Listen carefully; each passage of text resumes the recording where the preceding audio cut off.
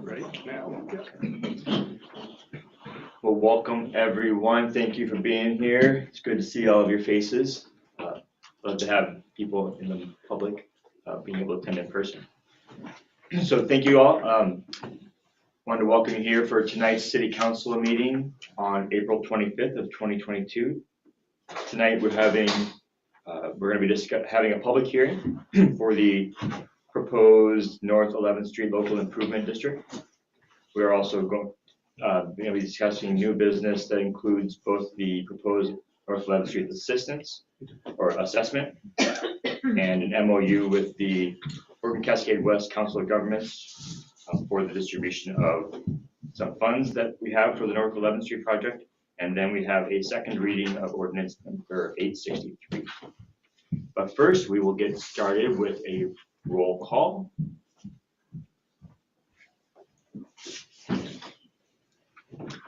Jessica Andrade. Present. Catherine Bisco. Here. Ruth Causey. Here. Matt Lehman. Here. Teresa Nielsen. Here.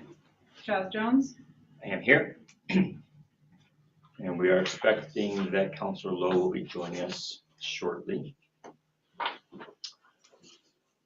But the first item on the agenda is the public hearing. And I'm going to go ahead and read off a statement that we read prior to all public hearings. Testimony time is limited to 3 minutes per speaker. A 30-second warning will be provided. Speakers should provide their name and a city of residence. Providing the council with a written copy of your comments prior to or during the meeting is greatly appreciated. Those who attend public meetings are required to adhere to the council's rules and proceedings and observe the same standards of decorum as members of the council. Further, at the discretion of the presiding officer, members of the public who fail to observe these rules of procedure will be asked to discontinue speaking, will not be allowed to speak again for the remainder of the meeting.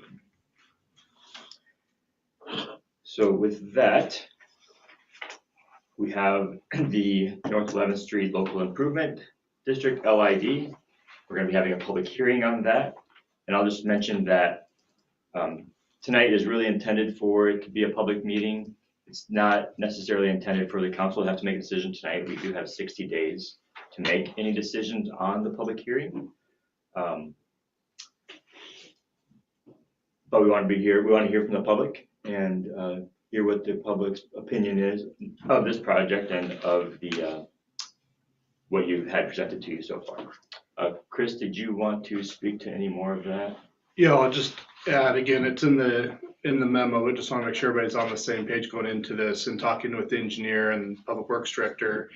Early on, we were talking about trying to do this project this summer in conjunction with Landmark Drive. We kind of missed that, and talking to them now, it looks like we're not going to be able to get pipe, and costs have kind of gone up a little bit as well. And so the recommendation from the engineer and public works director is to not proceed with any type of construction project this summer, even this fall, that anything that we did on North 11th Street wouldn't be till next spring or next summer at the earliest. One for cost, but mostly just pipe availability more than anything. Even if we ordered the pipe today, we wouldn't get it till 4 months, 6 months out, who knows when. So that's the recommendation. So again, it takes a little bit of the pressure off as far as trying to, get something in place to hit this year's construction season still. So I just second the mayor's comments that really focused tonight on hearing from the public, the residents up on North 11th Street. And we've got some time, future meetings, we can come back together and see how we want to proceed, whether it be with the LID or be just a standalone street project, or how we want to take care of improvements up there. So just encourage you to take that into consideration. And I did want to give a little bit of time to Mr. Brewer to just talk through process procedure a little bit on these local improvement districts. They're confusing. There's kind of a lot of legal steps to get through. So I want to make sure that he had some time as well. Just again, make sure everybody's on the same page going forward on what the process is, what those steps are. So I'll just do that. I've just got kind of a bullet list taken from the ordinance. That may be the easiest thing to do. So you have a hearing on the improvement tonight. Then, as the mayor and city manager have mentioned, you have a council decision that could be tonight, but there's no hurry. You've got 60 days to think about whether you want to order the improvement to be carried out or you want to abandon. The next step after that, should you order the improvement, is to call for bids so that you can determine what the actual cost is. And you can allow for an opportunity for people to register objections to proceeding once you have that bid. At that point, you also decide, and this is a place where maybe we've gotten a little ahead of ourselves. Council then determines if the property owners bear all of the cost or part of the cost.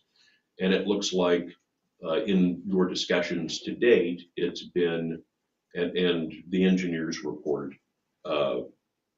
would not have the property owners bearing all of the cost. The city then, after bids are in, would send each owner the amount of the assessment and a notice of a time and place to object to that assessment. So one more opportunity to object, and the council then would consider those objections. It would review and pass an ordinance that would adopt those assessments or not pass that order and abandon it again.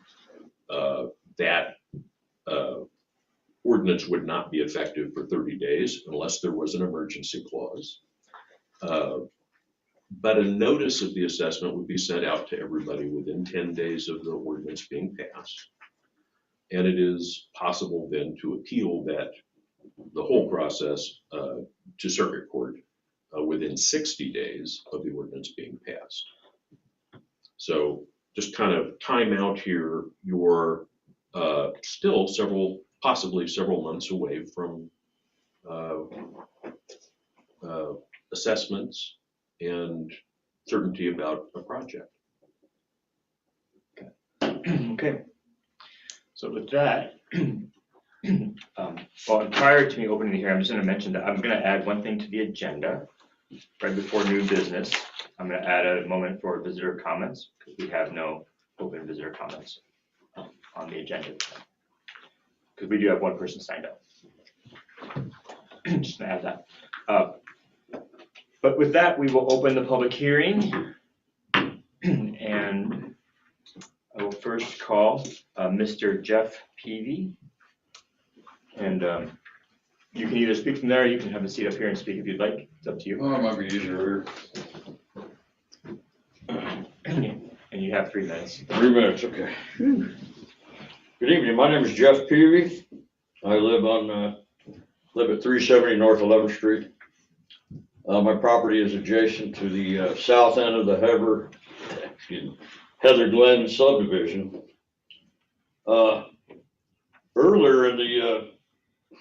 Earlier on in the subdivision development, I was informed by the developer, Phil Dowd, that as a part of this subdivision infrastructure requirement, a sidewalk was going to be put in from the south end of the Heather Glen subdivision, all to meet the existing sidewalk in front of my house. And he was telling me, oh, you're going to have to cut that tree down. And so I've since cut the tree down. But, so, I was understanding that the subdivision was indeed in charge of that 90 feet of sidewalk.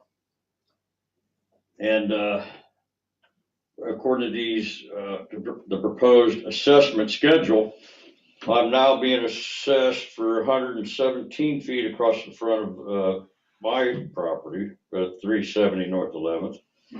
And from the end of the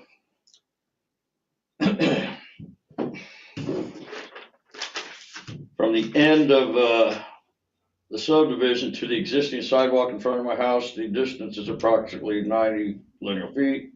If the subdivision is supposed to be responsible for the off-site sidewalk conductivity, and they know about this, and they knew about this all along, why am I being assessed for the full 117 feet? I've been stressing the importance of accountability when it comes to conditions of approval. I mentioned that the last time I had to talk in public. And actually, I came down and talked to the city manager last week or so, and about a lot of this stuff, and he agreed that actually, yeah, they were supposed to continue that piece of sidewalk up. So, and then when leaving there, I asked if I could see a copy of the final conditions of approval. Were we able ever to find that? Mhm. Cool. You didn't get it? Oh, you're gonna email it to me, but I never got it. 30 seconds, Okay. Mr. Beebe. I beg your pardon? 30 seconds, please. Oh. Okay. Sorry, I'm the warning person. Oh, I'm sorry. Yeah, okay, I'm out. Yeah, I did. 30 seconds. It's my fault, sir. Okay, 30 seconds to go. Anyway, I would like to see the final conditions of approval for the Heather Glen subdivision. It's like right in my face, and I think, to move, oh, is that me? Sorry. Anyway, that's what I'm asking for. Forgive me, Jim. I will get that. I did email it to you. I didn't see that kicked back, but I'll double check and see what happened to it. Great. We did find it and email that over to you. Okay, cool. I'll double check. Thank you, Mr. Peavy. Thank you. Appreciate it. Next on my list, I have Ms. Frances Caldwell. Well, part of what my concern was is what Jeff was just talking about. My name is Frances Caldwell and I live on 11th Street. My son Troy Wheatley and I are property owners there. First, I want to thank the council, but especially Councilor Biscoe and Councilor Causey and City Manager Workman for all the work you've done to reduce the heavy assessments for road and sidewalk improvement on North 11th. I'm grateful for that. It has gone down. Our first assessment from the first engineer's report back in July of 2021 was over $51,000. After more meetings, more thought, and many anxious complaints from property owners, the council was able to find enough funds to pay for the road, assessing only sidewalk costs. Our initial sidewalk assessment was $14,000. As of this month, that is reduced to $9,800. Still a lot of money, but I'm grateful. Now, Councilor Causey has a plan to reduce the assessments even more for property owners below the $81,000 median family income. That would be helpful and certainly fair. I urge the councilor to consider this plan, and I see that it is on the agenda. I have only one more concern, and that's the one Jeff just talked about. And this isn't a new issue. We brought this to your attention before. Back when the Heather Glen subdivision, which accounts for a good part of the traffic on North 11th, was being considered, the city placed specific conditions for approval on the developer. My understanding is that Heather Glen agreed to pay for sidewalk and road improvements on North 11th before approval to build was given. But I have not seen any document that spells out how much of North 11th improvements they would pay for. Heather Glen is directly across the street from us, so exactly where does their responsibility begin and end? Is it both sides of the street? How far in each direction does it extend? The more they have agreed to pay, the less the rest of us will have to pay. Transparency is critical. I'm asking the council to find the document, and evidently Mr. Workman has that document, that spells out Heather Glen's responsibilities. It must be in the record somewhere. I'd like it to be made public. Please examine the conditions for approval that Heather Glen developers signed and make sure they're paying for exactly what they agreed to.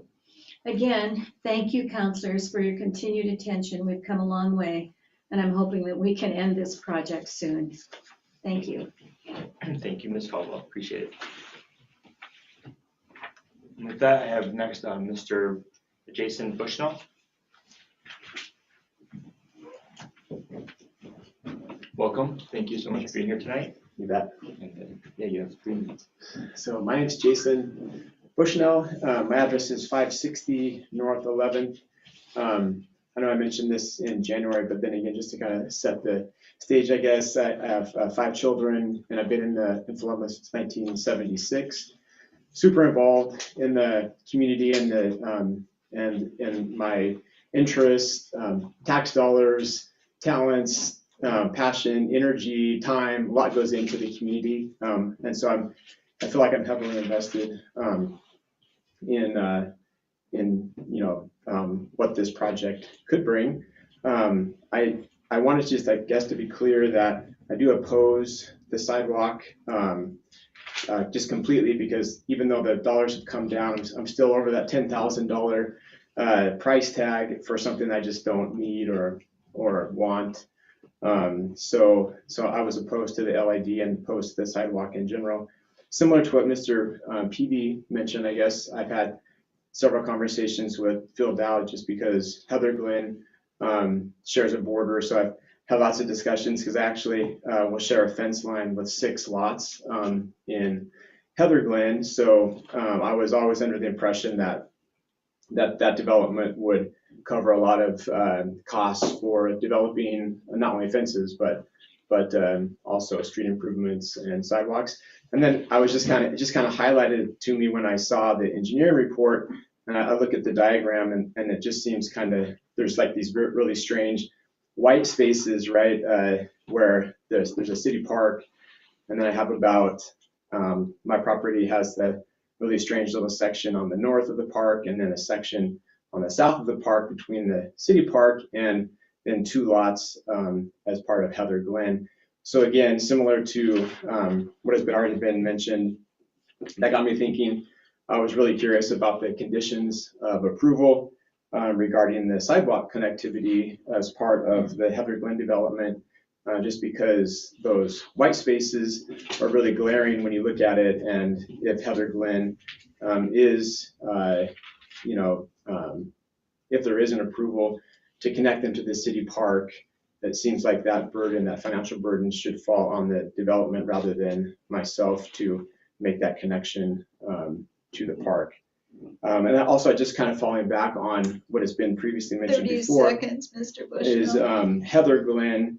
We don't want Heather Glen to result in what happened with Quail Glen. That was before my time, but talking to neighbors, there were promises or side deals or whatever that were discussed that never actually happened with the connectivity issues during the Quail Glen subdivision development. And so I would like to try to avoid that by just being clear on what Heather Glen was supposed to do.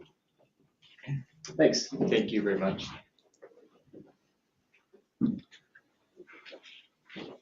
And next on my list, I have Ms. Deborah Williams.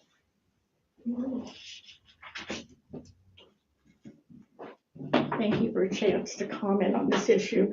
I did provide a written statement, but I'd like to We have that here. give it orally a little different, in different order. That's fine. First of all, I'm still not clear why 11th Street has been chosen for this blessing. It has grown since I've lived there, but I think there are other streets that have more traffic and access concerns than 11th does. I'd like to see something done to 9th Street, especially going down to Philomath Community Services. It'd also be nice if we did something with the streets that flood multiple times a year. Also, page 2 of the agenda packet says that this project can be suspended if 11 of 17 property owners oppose it. That would be 2/3. The 5 of the properties have non-remonstrance agreements in place and cannot object. So that leaves just 12 property owners that can speak against this. So are we supposed to get 11 out of 12 to delay it? That makes no sense. 5 of them can't disagree. You've got them in your pocket already. That stacks the deck against those of us who are opposed to the project. I think it should be 8 out of 12, because it's only 12 who can voice an objection to this. Requiring 11 out of 12 just doesn't seem fair. I want to say that as a taxpayer, I resent the fact that the amount of money that the city and the COG are kicking into this, that they are contributing, that donation, well, it's not a donation, contribution is being diluted by the refusal of one of the developers to honor the commitments he made when he was allowed to build the triplexes on North 11th Street. This developer owns 6 of the 17 properties on the list. His frontage represents 26% of the entire proposed project. if we didn't have to cover his costs that he said he was going to take care of when he was given a permit to build, then the money that the city and COG and everybody else would be split between 12 property owners instead of 17, thereby reducing our burden. Looking at the list, we've got one trust with 3 properties, and it's unknown on the others. I don't know which of these other properties are owner occupied or rentals. The developer with 6 listed properties collects rents from at least 12 tenants in those 4 triplexes that have gone up on North 11th Street. And I know it's more than 12 because there's not enough parking. There's cars everywhere around those places. And I really resent it that my family in our 1996 manufactured home are actually being assessed less than 2 of those triplexes that are 30 bringing in. seconds, please. Thank you. Let's see, we don't even have vehicle access to 11th. When we bought the house, we were told we couldn't put the driveway through there. Our property tax assessment is based on us having 0.43 acres, but my 155-foot long driveway off North 12th Street where I live takes up a lot of that. And finally, we are already paying 12th Street assessments. Okay, this sidewalk, I don't go to 11th Street 3 times a year probably. I don't think I should have to pay for sidewalks. And I certainly don't think that I should have to pay more than a developer who has chosen not to honor the agreement he made with the city when he was permitted to build those triplexes. Time is up. Thank you. Thank you very much, Ms. Williams. Appreciate your public testimony. And we have your written statement here. And then, yeah, this is public testimony, so we don't cover that right now. So with that. You did receive my other email, correct? What was that? You received my other email with the other people who have signed up? No.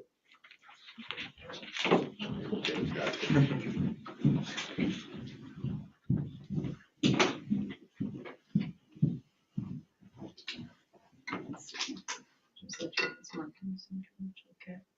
And this isn't for the public hearings, this is public comment. Oh, okay. Yeah. Oh, yeah, this is that, and she's on the phone. Okay, so this will be for the public. Okay, so Mark Knudsen did sign it. Okay, perfect. And then Mr. Knudsen? Doesn't matter where we sit. It doesn't matter at all. So, like Fran, I appreciate the efforts to get the assessments down to a more reasonable level.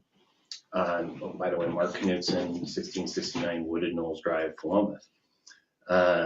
So I've debated for a long time about whether or not to speak tonight. It's a difficult topic for me to talk about, partly because I fear retaliation specifically that's targeted against the Knudsens, but also, frankly, I worry that if it's not approved, that the city could try to impose it at a later date for higher assessments. And so those are a couple of the things that make it difficult. And I've already spoken a lot, and I suppose you guys are probably tired of hearing from me at this point. But I think we should focus on what the rest of the 11th Street property owners have to say this evening. So that's all I got. Thank you. Thank you. Okay. So any other people want to speak at the public hearing? I'm sorry, you're not part of the public hearing, you're part of, speak on a different topic. No, but I am. Okay. So I don't have a script in front of me for public hearing. It's not a land use one. If you can ask if anybody wants to keep the public hearing open or continue it, and it's really just kind of asking the counselors, how do you want to proceed? Okay. Or close the public hearing if we don't have anybody else, there's no reason to keep it open. Got it. But was there somebody on the phone? Not for the public hearing. Okay, got it. Yeah. So with that, Councilor Bisco, Right, I'm just curious for clarification, do we discuss this before, do we discuss our concerns before we close the public hearing? I think we close the public hearing and then we have those conversations. Yeah. So based on the public hearing, So is there anyone, we could leave the public hearing open. We need to leave the public hearing open, or we want to close it and have a discussion. So with that, we can close the public hearing. Public hearing is now closed. Mayor, I'd like to note that David Lowe has entered the meeting. Okay, perfect. And was that just now? Yes. Okay, thank you. Great, so welcome, David. Oh, by phone, right? I'm not seeing him. Correct, by phone. Okay, perfect. I didn't see you there, so. No, I'm using equipment I don't normally use, and I apologize for being late. No problem, thank you. Okay, so with that, public hearing is closed, and now we have an open discussion. Yeah. With the understanding that we don't need to make a decision tonight. We can sit on it for 60 days, think about it, talk about it. ask for information. Got it. Okay. You've got a lot of latitude. Okay. That.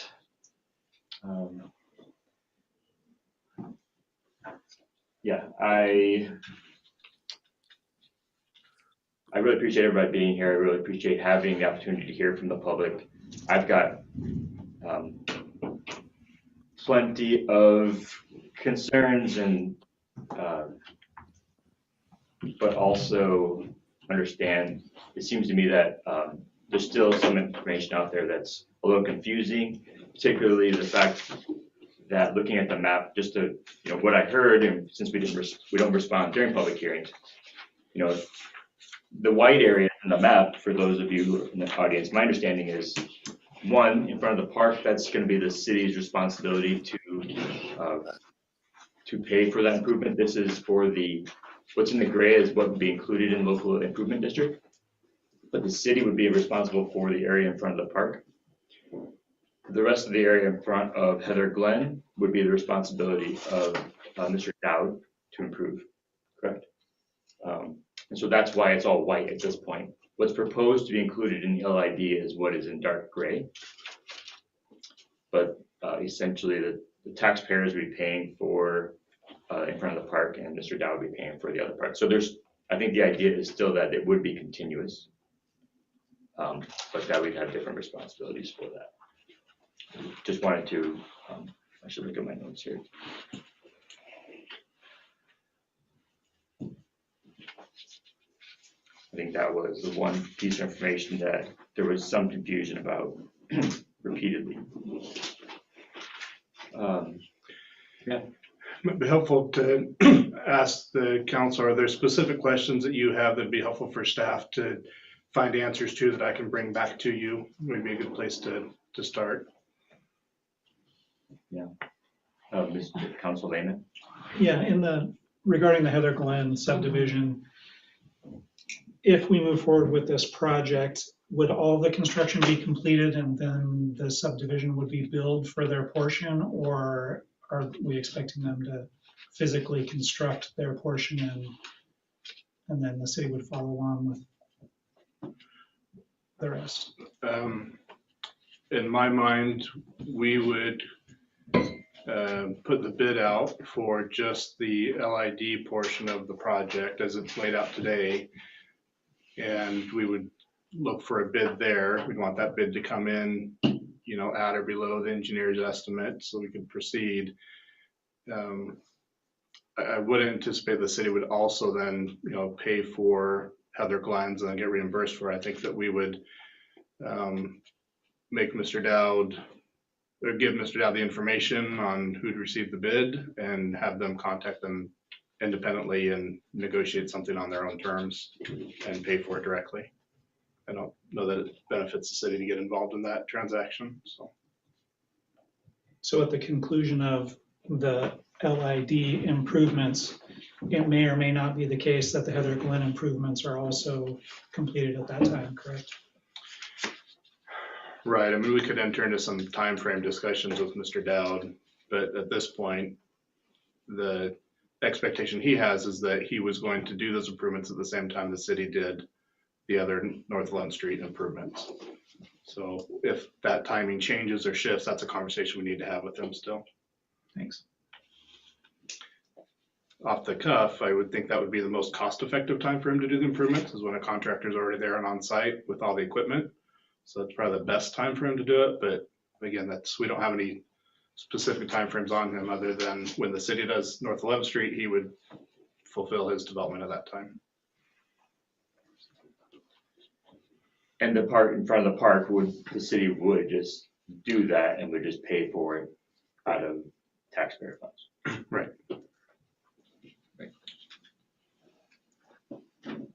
Councilor Causey? With respect to Mr. Brewer, you mentioned timing issues and determining the actual cost of the project. In our discussions about Landmark Drive Local Improvement District, it was stated that the amounts in the engineer's report would be a not to exceed amount regardless of the actual cost of the project. Is the same thing true here?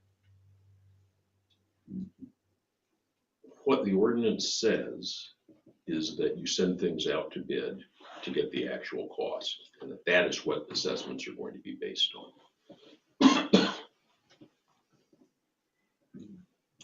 And I think as supply chains and inflation, particularly for construction supplies, has gone kind of crazy in the last 6 months. Maybe the engineer's estimate's very conservative, but I would expect that you're going to want to have something firmer than that. Okay. Is there a way to limit those assessments to the amounts quoted here? Yes, it's, and again, we're a little bit out of order, but that's the, out of the order that's set in the ordinance, should I say. That is the determination of whether the property owners who are assessed bear all of part of the cost, or part of the cost.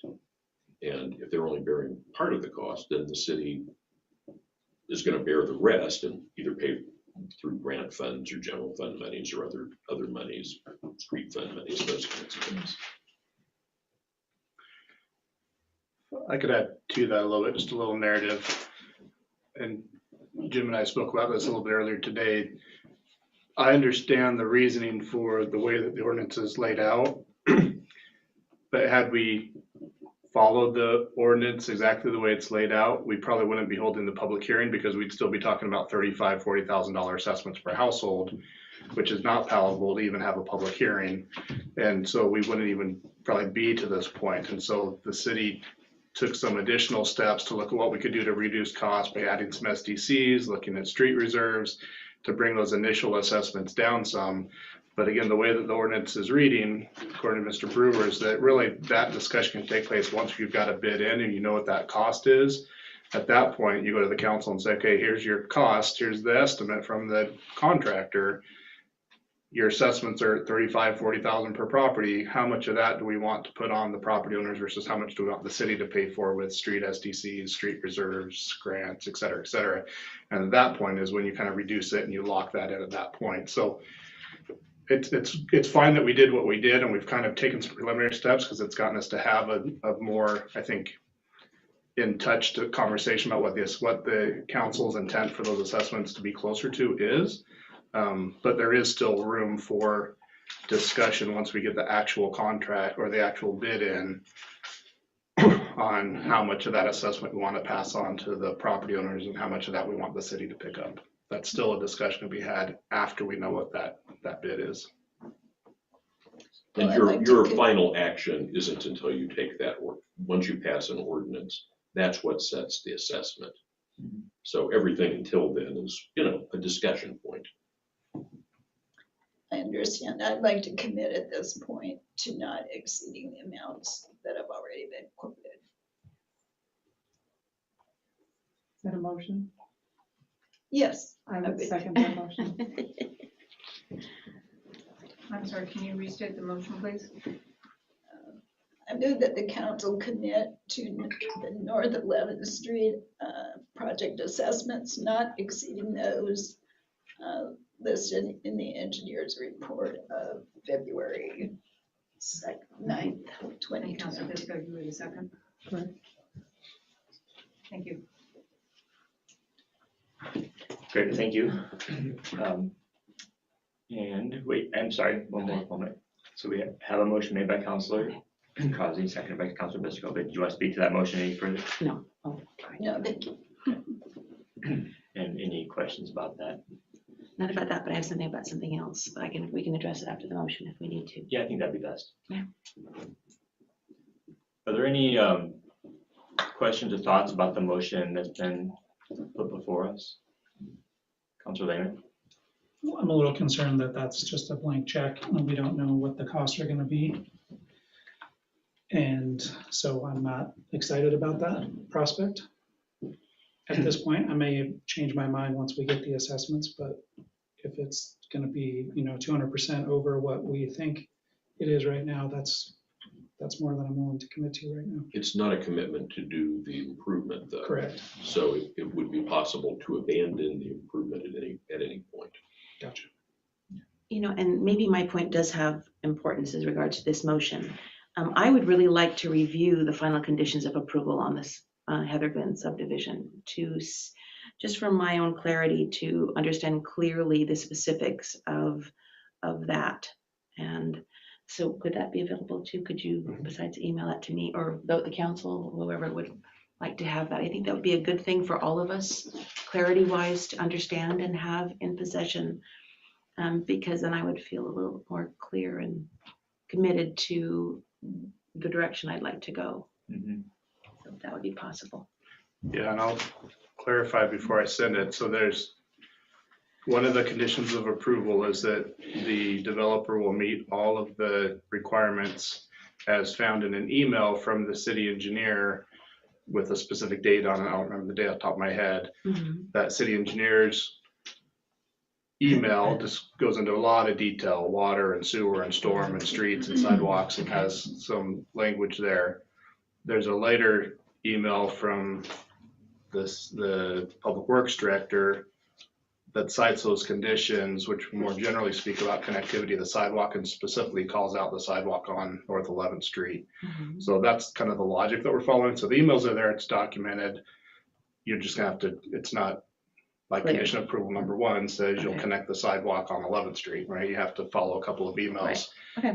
Which isn't atypical for a development. Right. You get the development, the next step is to have the engineer, the pre-engineering meeting. So you sit down, the engineers talk and they talk through all those details, and then you'll have follow-up meetings after that where additional conditions are met on how is it we're gonna meet these conditions, how we're gonna meet these standards. And so it's not uncommon to have subsequent emails that support the intent of those conditions. And that's kind of where this sidewalk got looked at, because at the public hearing, when the approval was given, we didn't go into that level of detail as far as connectivity, but at the engineering level, when we're looking at actually drawing the lines on the map, it was discussed in detail, and there's email documentation to support that. Okay, that's all we need. Yep. Thank you. And as we've heard testimony tonight, Mr. Dowd is in agreement that sidewalk was going to connect. We've never heard anything different from him. What comes out is that it wasn't captured in this LID estimate, that portion of sidewalk that goes along outside of the Dowd property that's white. There should be some additional white that covers the sidewalk here. So what would likely happen if the council want to take that action would be that portion of sidewalk would be whited out on this map. It would become Dowd responsibility, and it would not be part of the overall LID cost estimate. Okay. Which is going to change the numbers significantly, slightly, but it's I think we heard 75 feet of sidewalk. But that would make a difference to some of our, It would change the overall cost of the project, but the assessments are based on frontage, not necessarily based on how much sidewalk to install. But yes, I can provide that to you. all right, thank you. And then I'll just speak to the motion at hand right now. It seems to me that it's a little bit premature to follow through on that motion because we still haven't made a decision about, which properties are included in the LID.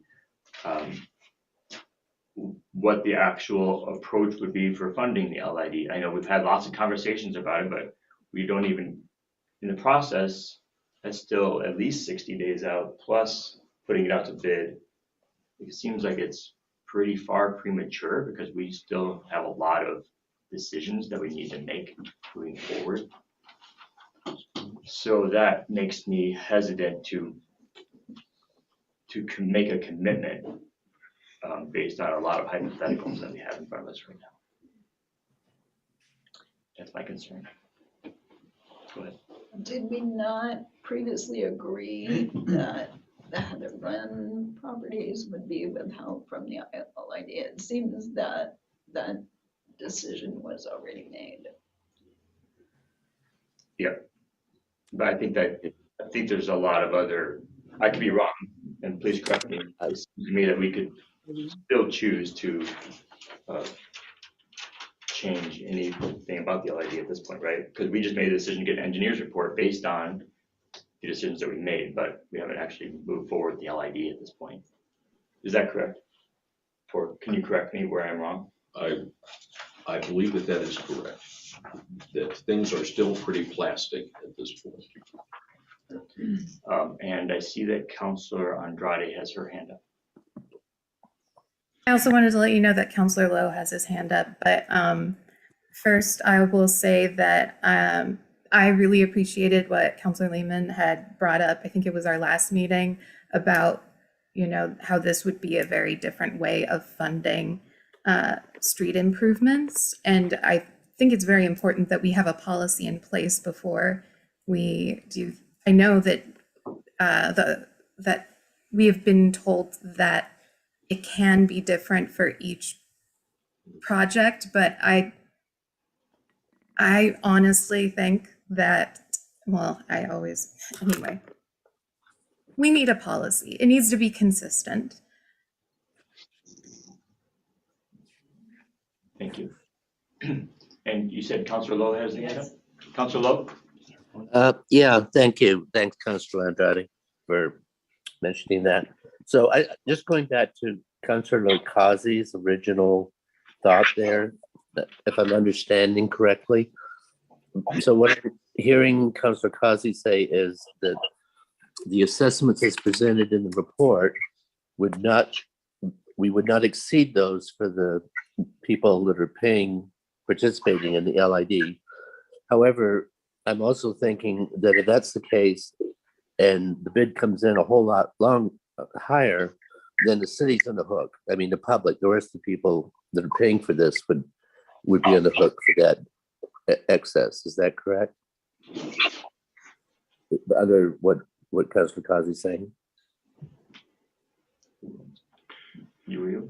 Well, I think, yeah, the motion would be that the assessments against the property owners wouldn't increase above what's shown in the engineer's report. So you can come up with another funding source or something, but those assessments essentially wouldn't go any higher than what's shown. Okay, so what I'm just trying to establish is that if the costs were so much higher, then we're going to have to be looking to other funding sources, which to me translates back to the general taxpayers of the city.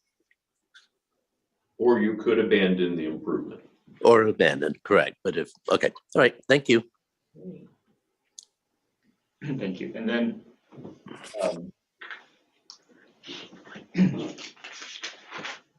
so what happens if we choose not to proceed with the project?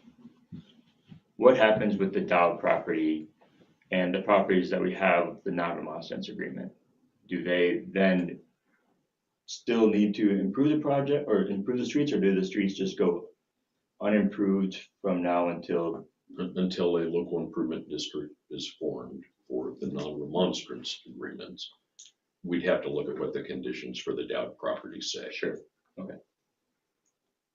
Thank you. Councilor Biscoe, did you have your hand up? Councilor Biscoe? So I'd like to add to the request for conditions of approval. Councilor Nielsen, thank you for that. I think that's an important document that we have to review. I've had the opportunity to review the notice of the Planning Commission decision, which precedes perhaps the conditions of approval. I haven't actually seen that document, but included in some of that documentation is the engineer's report of July of 2016.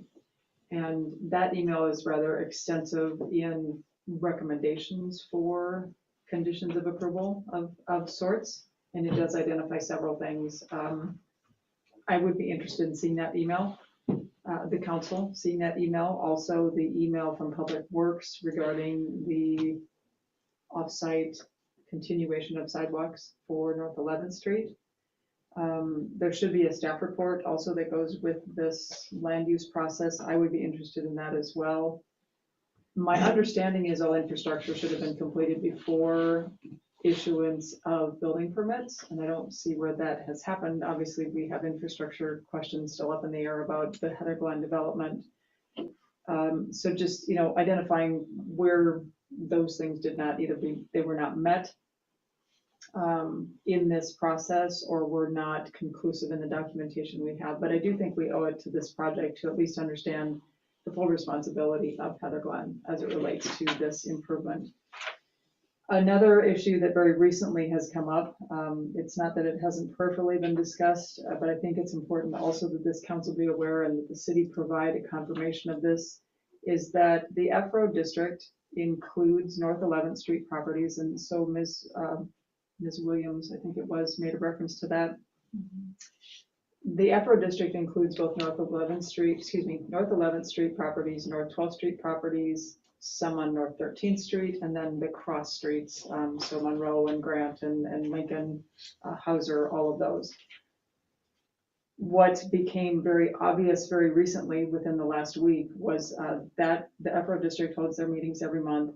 A question was brought up and it really prompted me to look closer at this. So I reached out to Benton County's assessor's office and got the official information. As it turns out, when you look at the map that we were provided in the packet, the majority, if not all, and I'm not going to make an all statement because I haven't been able to merge all of the documentation, show up on the eastern properties of the North 11th Street, what is being proposed as an LID, are also in the F-Road taxing district. It's a state, a legally recognized taxing district, just like the fire district, any of our other, like our Benton County taxing districts. That means that all of these properties, including the ones that do not have access to North 11th, but there's 12 actually, near as I can tell, 7 individual property owners would be impacted by that, are also paying for the F-Road district street improvements, which means they're being taxed at the highest tax rate in Benton County, highest tax rate in Philomath, because we pay to maintain the F-Road district street system. All of the issues that might come up because of that discussion, we don't need to go there as much as I think it's important to say that let's confirm which of these local improvement district proposed streets are part of that F-Road district.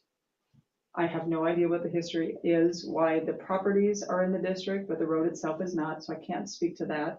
But these folks could, in theory, be responsible for a considerable amount of road infrastructure costs for the F-Road district, should that ever move to improvements as well.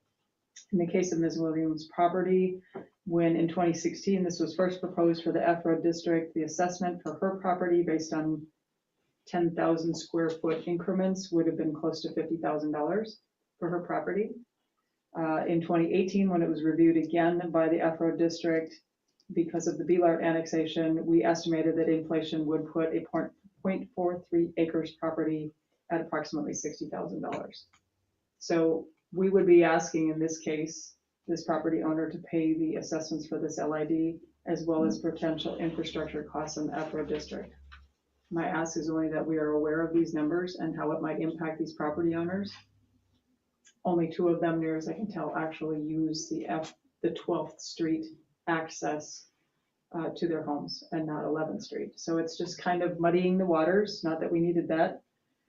This has been a complex process. I want to also point out that this local improvement district is not only what are we looking at? The assessments that are being proposed, we also have sewer and water infrastructure costs that the city will incur as a matter of improving this street. So we're looking at $748,000 estimated for the total recommended project budget. But the water infrastructure and sewer infrastructure that would happen is over $500,000, if I recall the numbers correctly, that we reviewed at Public Works.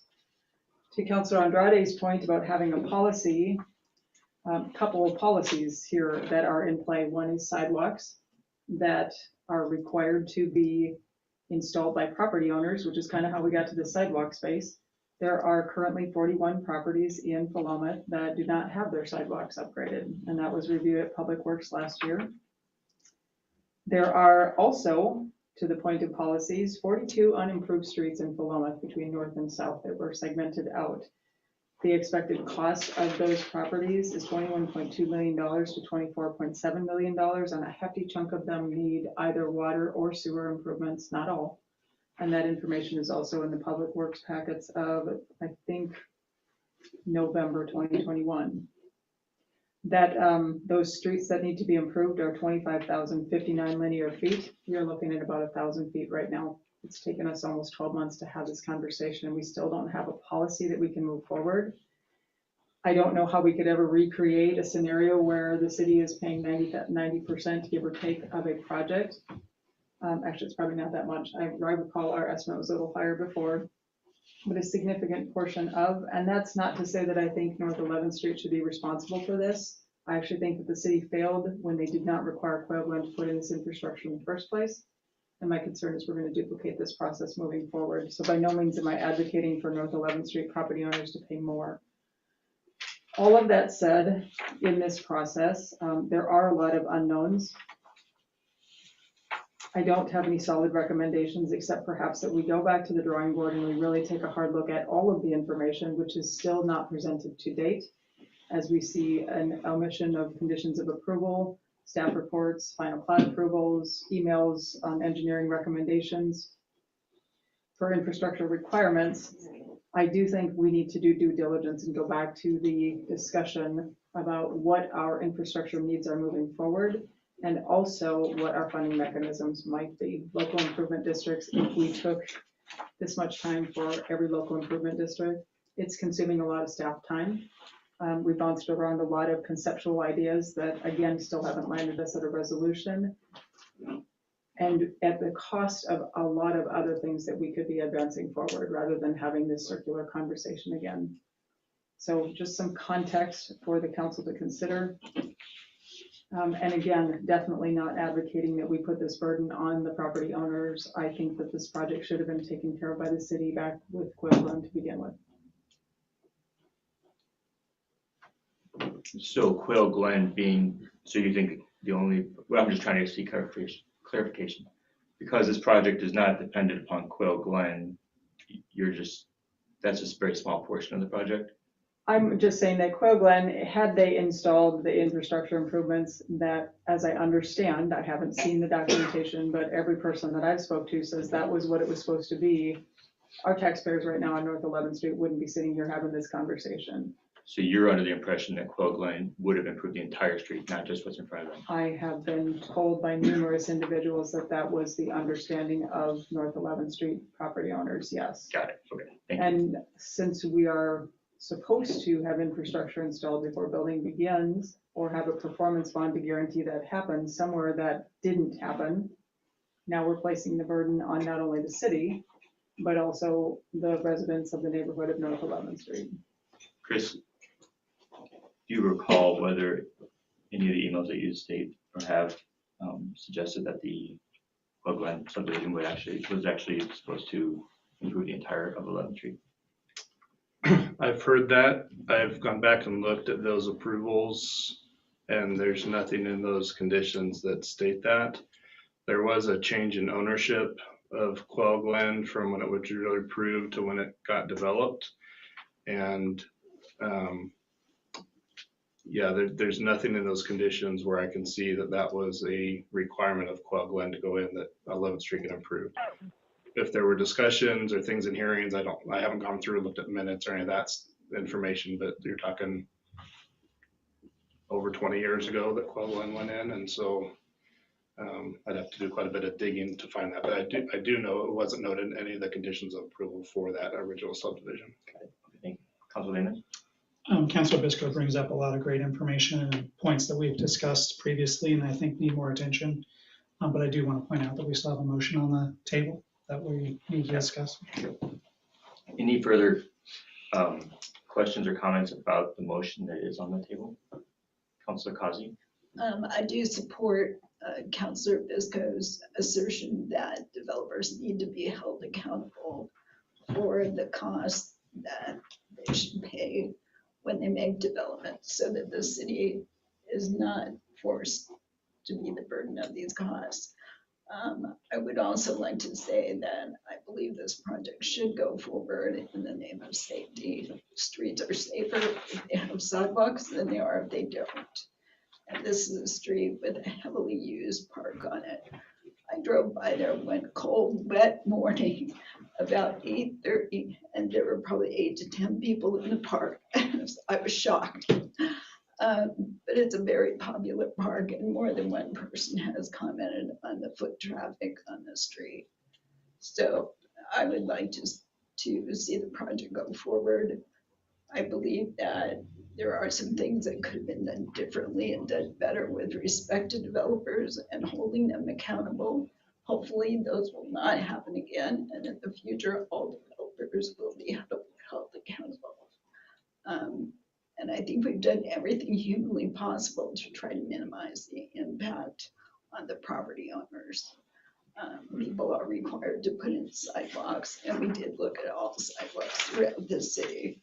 So I would just like to say that I would like to see the project go forward without excessively burdening the property owners. Right.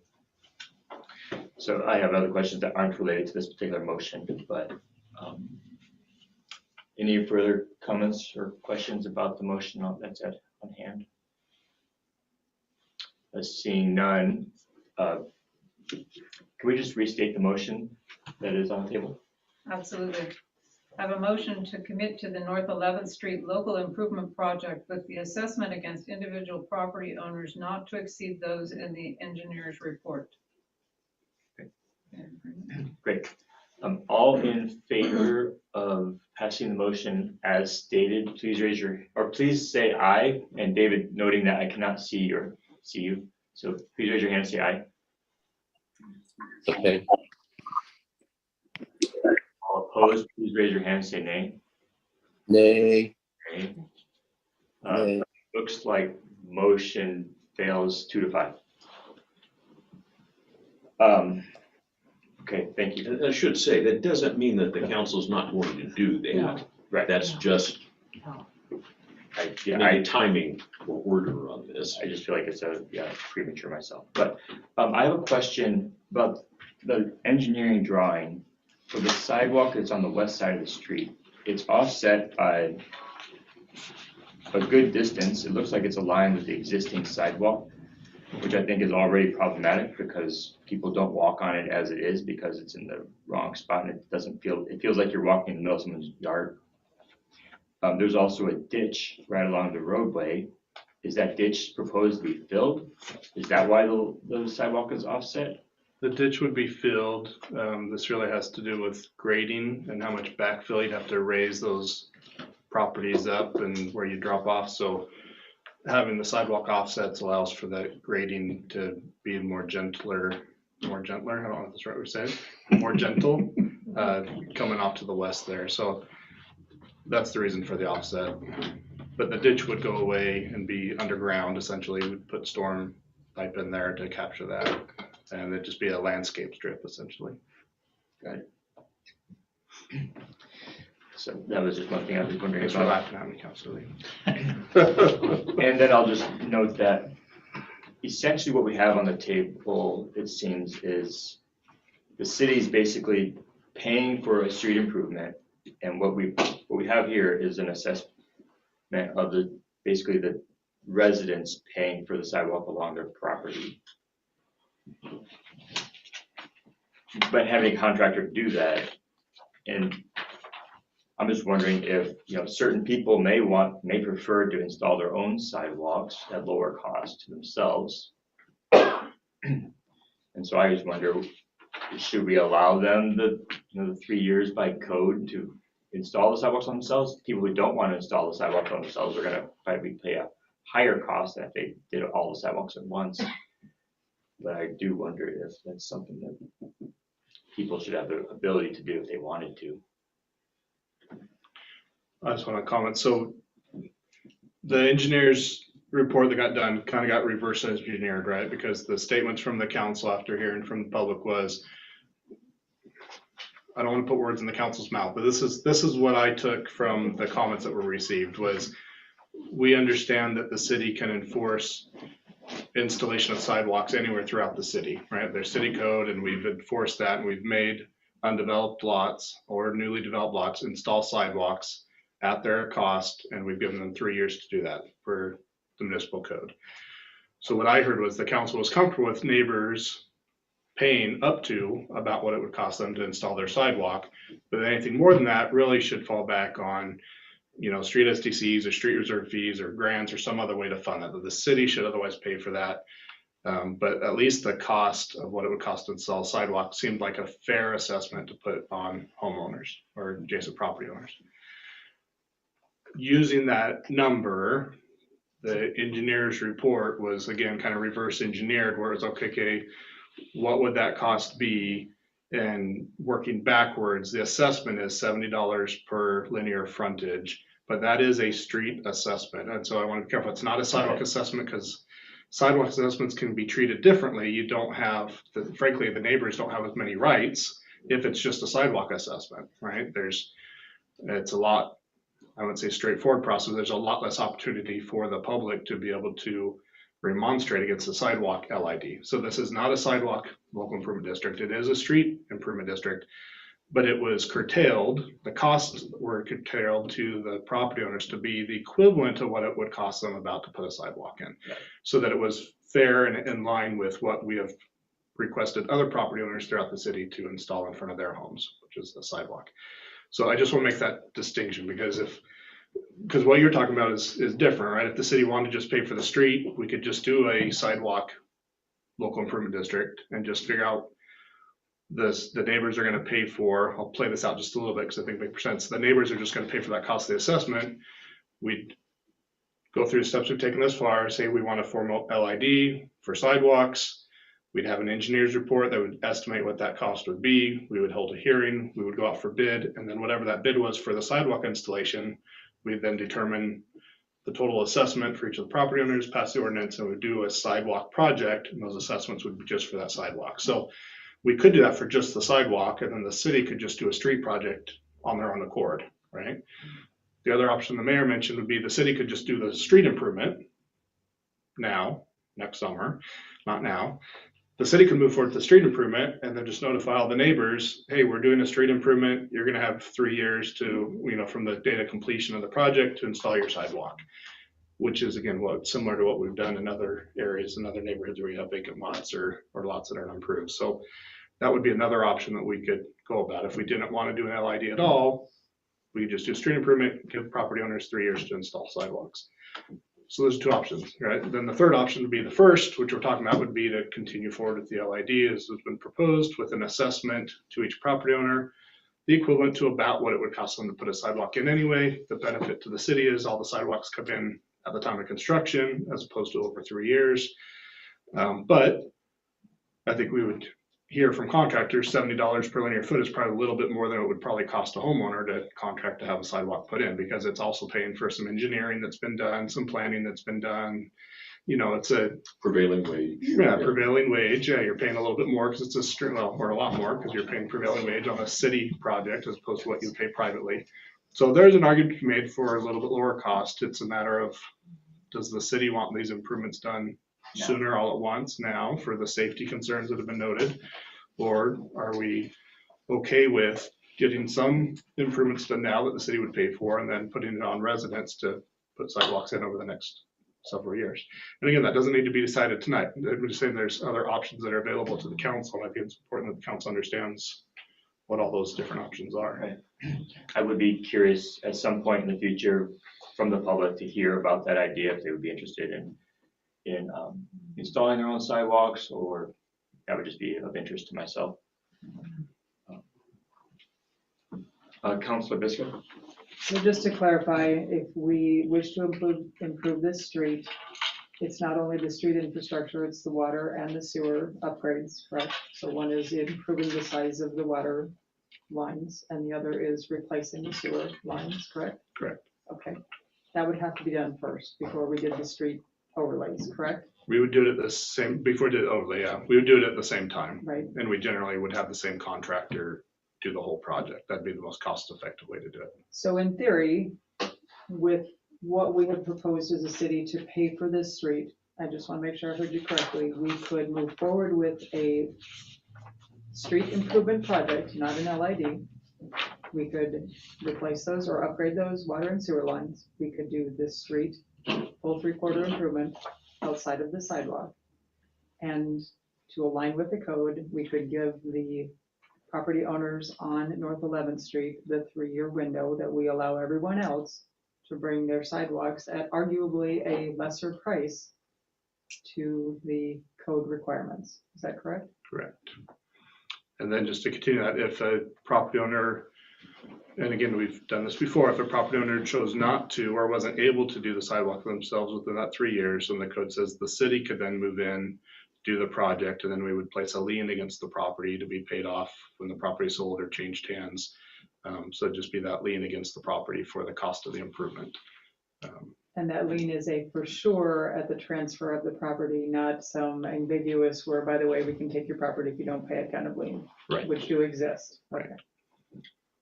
And just the, getting to the point of the water and sewer infrastructure underneath the street, we already have SDCs available to pay for that, correct? Or Some of it is SDC eligible, some of it is fund, but yes, that's already budgeted. It's already budgeted for the entire contract. Yeah, some of it's reserved, some of it's SDC. Most of it is reserved. Did I see you have a hand up? No. Okay. You did not. I was looking this direction, so that's probably better. Any additional thoughts or questions? Councilor Lowe by chance? Can't see. No, I'm listening and tracking. Thank you very much. No problem. Councilor Kazi. I just wonder, if we proceeded along the lines that Councilor Bisco outlined, would the Heather Glen properties, how would that impact the situation at all, or would it be the same either way? We would probably partner with them on similar to what I talked about with the LID. We would find a contractor that would do our work. We would probably put some time stipulations on Heather Glen subdivision on when we wanted their work to be done. And, at this point, just encourage them to get the work done the same time the city was doing it with the same contractor we were using. Again, they're not going to pay prevailing wage for their portion of it. So when the contractor's already there, they have every incentive to do the work while the city's contractors are already there on site.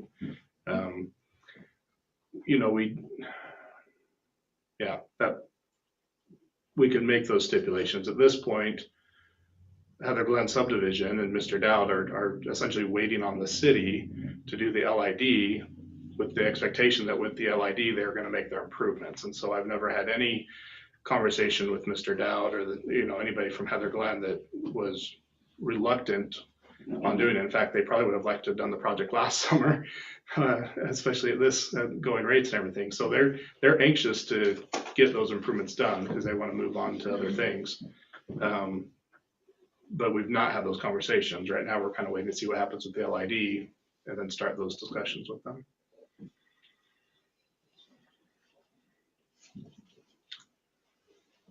And I'll just mention, I have not heard, and I just want to follow up on one previous conversation. I have not heard from a single property owner that they're interested in installing their own sidewalks. Just wanted to mention that to be clear. But I am hesitant to make a decision tonight, knowing that I would like to have that information. If anyone wants to email the city or the city council with that type of thing, I would love to hear it because I've never heard anybody speak to it. Please. So that's one thing I always wanted to mention. Councilor Bisco. So a couple questions. I'm assuming that Heather Glen is an independent subdivision, could have done their infrastructure at any point, doesn't need to wait for what we do with an LID, meaning they had conditions of approval and agreements, what was required. So I don't know that our process has delayed them doing the work that should have been done. I don't think that's, I think they were only stating that it would be cheaper if we all did it. at once, moving right? forward, but we didn't delay them from No, doing not the at all. project. And Not at all. that was kind of what was suggested here, and I wanted to clarify that. I'm curious, well, two questions from there is, what cost reduction might there be from the $70 per linear foot? And when we say that property owners would do their own, I don't think that, mom and pop are out there slamming concrete down there and smearing My it dad all would do over. that. I mean, certainly that's a possibility. My dad would have done it in a heartbeat. Right, but I'm assuming that that's not just the only option there is, and there's certainly plenty of resources within this group to collaborate together with somebody to do that work. I am curious if there's an estimated cost savings. So is it $50 a linear foot if you did it yourself, what those numbers might be? But we actually have 7 or 8 property owners here tonight, so can't we just ask them, are you interested in the council pursuing this possible idea? I mean, they're Certainly. literally sitting right here. Yeah, I think it'd be appropriate to have them speak during visitor comments at this point. Sure. After we finish this conversation. Any additional thoughts, Councilor Lehman? Yeah, I'm a little concerned that as we've been discussing this, that we still aren't capable of coming up with like a direction for infrastructure improvements citywide moving forward, because this is gonna come up again and again. And it's very difficult to govern by exception, I guess is the way that I phrase it. So I would definitely be more interested in coming up with something that we can all agree on for all substandard city streets moving forward. This is a mechanism that we're going to use to improve them, not saying setting a calendar or anything like that, but setting the policy so that everyone knows what's going on. And if you decide to add an extra bedroom to your house, you're going to have to pay something, as whether that's SDCs or whatever, you do that now. And the city is going to also contribute some portion to bringing the street up to city standards if that's the way we want to go. I just think we need a comprehensive policy for citywide, not just specific to North 11th Street or the F Street Road District, but for example, the South 17th Street and 16th Street. All those streets need work. Right. And in terms, Chris or Jim, right now, if the property gets developed, it's supposed to be done by the developer. It doesn't always happen, and part of it is just leniency of the city not enforcing the rule historically. Is that correct? Like, we have a bunch of unimproved streets with homes on them. They got that way because somebody made a decision not to enforce that.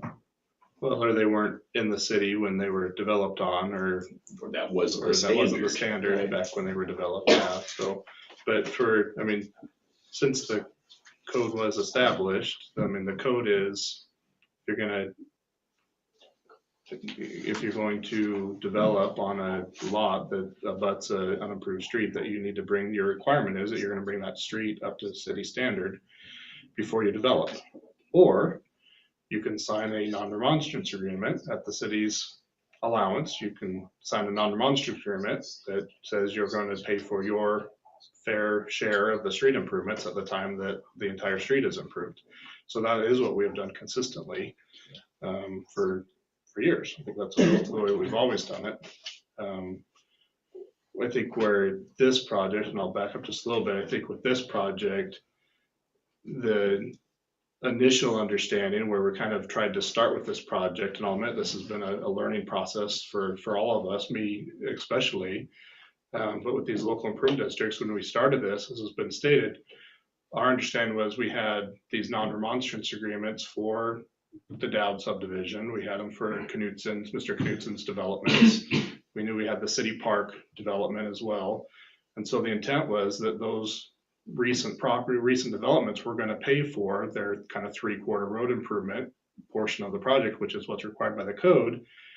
And they had agreements in place to do that. And again, as we've now gone through this process, what we have learned is that one, Heather Glen subdivision didn't have a non-remonstrance agreement. All they have is the conditions of approval through the engineer's agreements that they're going to make those improvements. And then we've got the non-monstrance agreements for Mr. Dowd's or Mr. Knutsen's properties, and the city's got the park there. And we've learned that just because a house or a property was developed this year or last year as opposed to 30 years ago, doesn't mean when that street gets improved that new developer, that new development has to pay more for the street to be improved, and they don't get any more benefit out of the street improved than the home that was built 20 or 30 years ago. And that's the way that state law reads with these assessments, right? And so if you've got two houses, one may have a duplex on it, one may have a single family home, and one could have been built 2 years ago and one could have been built 20 years ago.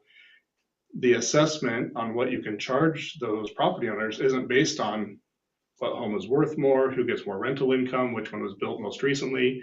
It's built on what is the benefit that they get out of the street being improved.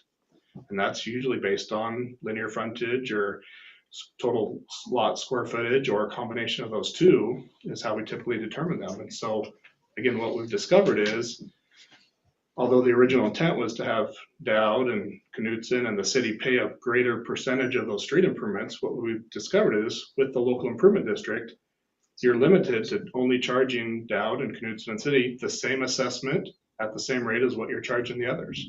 So if it's $70 per linear frontage, it's the same for Dowd or Knutsen or city property. If you're in the LID. Dowd, if you're in the LID. Now, again, it's been discovered Dowd doesn't have those non-monsters, so they're not in the LID.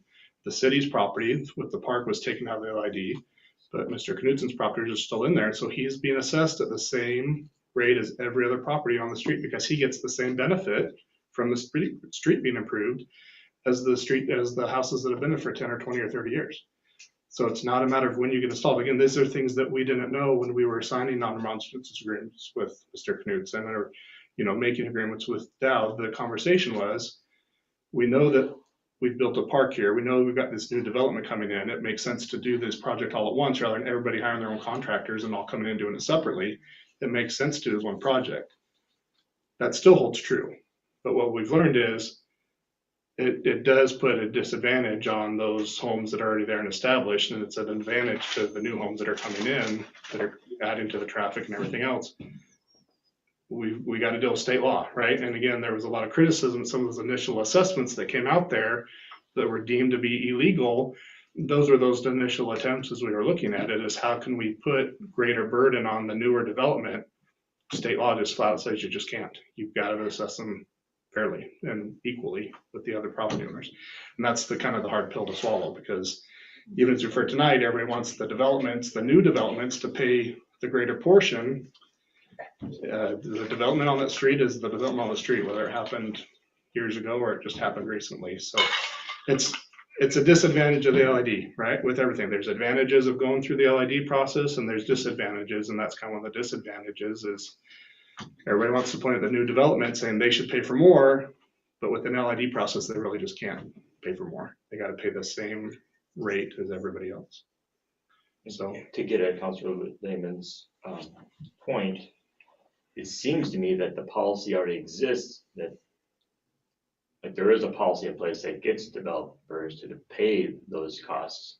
Like it seems like that policy exists, but do you think it doesn't?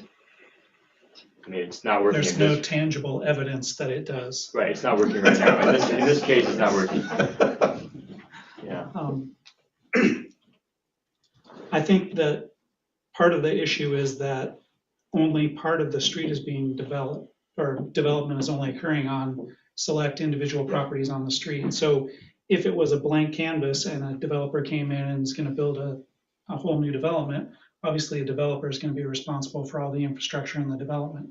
The problem we have is that, let's just pick on like 18th Street, South 18th Street. If someone tears down their old 50-year-old house and puts in a new triplex there, ostensibly they're responsible for a 3/4 street improvement on South 18th Street, which doesn't have sidewalks and things like that right now. What we've been doing in the past is saying, hey, you're going to have to pay for this. Sign this piece of paper that says you won't say that you're not going to pay for it. And then we move on. And then whenever over time enough people get these non-remonstrance agreements, then the city contracts to have the improvements made and then the assessments are made. And the difficulty with the policy, though, in my mind, is that the burden of the infrastructure improvements have increased so much, kind of mirroring the way that housing prices have just gone through the roof, that it's not, I don't believe that it's reasonable to expect an individual homeowner to carry the burden for a 3/4 street improvement. I just don't think it's reasonable. And so I think we need to come up with a different plan. The burden for that is going to fall on the taxpayers of the city. So I feel like what we're proposing with this engineering report is taking money from reserves and SDCs and things like that and using it for the improvements and kind of doing it, it seems like we're doing it through the back door. We're taking money from the citizens of Philomath and using it to improve this specific street without really telling the citizens of Philomath that that's what we're doing. And I think that we should put a policy forward that tells the citizens of Philomath, we're going to use money from the street reserve, from your monthly street fees that you pay, and through external resources like the grants that we're getting or ARPA funds or wherever that money comes from to pay for those improvements so that we're not doing it through the back door, I guess is my opinion. Thank you. And I saw Councilor Andrade's hand go up first. So two things. One, just because it's always done that way doesn't mean that it should be done that way, and that there isn't, a better, more equitable way of doing things. So that's one thing. And then the second is to Councilor Lehman's point. And from a previous point he made about the conversation regarding infill and whether this is a conversation about increasing density in these areas and versus like a street improvement, because from what I understand, our housing needs analysis tells us we need more housing. And this is what some people do in like as in Councilor Lehman's example. And I know with the Knutsons, and I'm sure there are plenty of other examples of or opportunities for people to invest in the community and increase the housing supply, and preferably hopefully make the rent or ownership cheaper for our community members. So yeah, that's what I think. Thank you. And I saw Councilor Causey's hand go up. Mayor, I've actually had my hand raised since. Sorry. I think Councilor Bisco had her That's fine, hand up Councilor first. Bisco, you're more than welcome. Thank you. So my original question was to Councilor Lehman, your proposal a while back was about coming up with a policy that addressed some of these inconsistencies. Are you proposing that we do not move forward with this LID at this time until we have established that policy? That was my first question. I wasn't sure if that's what you were recommending. Right. Yeah. So I think I'm pretty much on the record of being against LIDs unless everybody that's affected by it is in favor of it. Yeah. Okay. And then just to comment on your points, I agree. And both to Councilor Lehman and Councilor Andrade, when we look at how we move these policies forward, how we answer for the money that we're proposing to expend on these local improvement districts, how we are consistent in those policies moving forward from here, which we will not, I don't think, be able to duplicate this kind of funding moving forward for 42 streets over a period of time. But also to Councilor Andrade's point is the housing needs analysis and increase in density. When we look at North 11th Street, North 12th, maybe North 13th, but a lot of those cross streets, there are high density residential area. If we are going to create burden for folks that come in and develop housing opportunity, that is a topic also that we should be talking about in Philomath. If we want to have more housing, we need to make it work without making it burdensome. And I think that this is tangential to the conversation of how we fund our infrastructure as well. I'm curious, are you making a motion then? I am not. Not yet. Okay.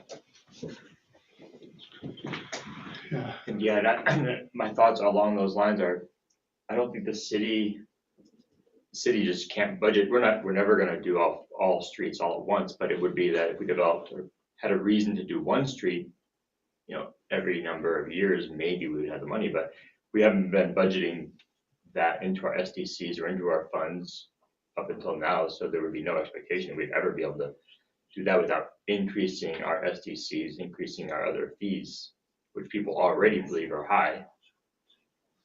So that's kind of like the conundrum we're in, right? Like we have no That's my funding. whole point, yeah.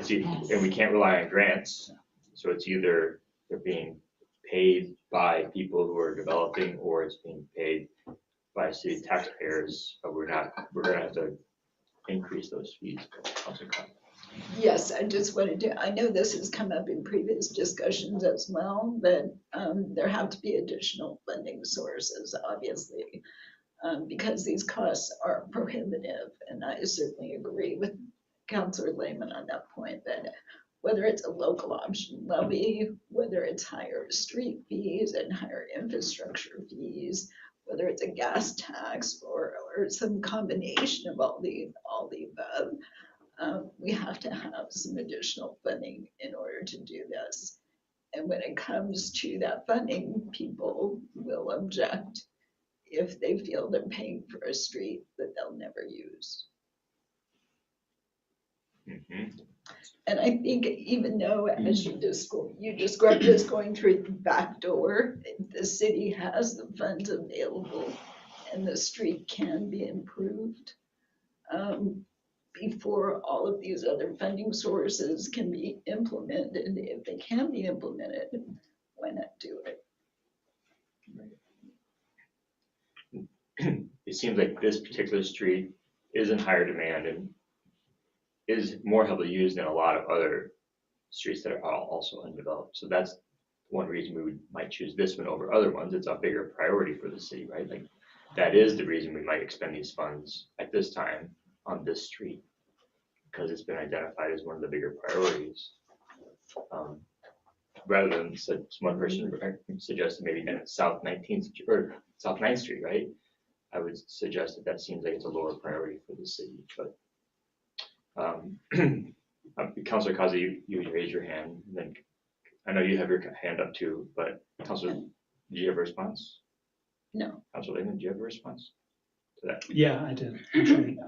I'm concerned that even though we've been counseled that our actions on North 11th Street aren't going to set a quote unquote precedence for future development moving forward, I do think that if the city ends up paying 75 or 80% of the street improvement costs out of pocket, that a reasonable person would expect that on the next project, the city is also going to pay 75 or 80% of that cost.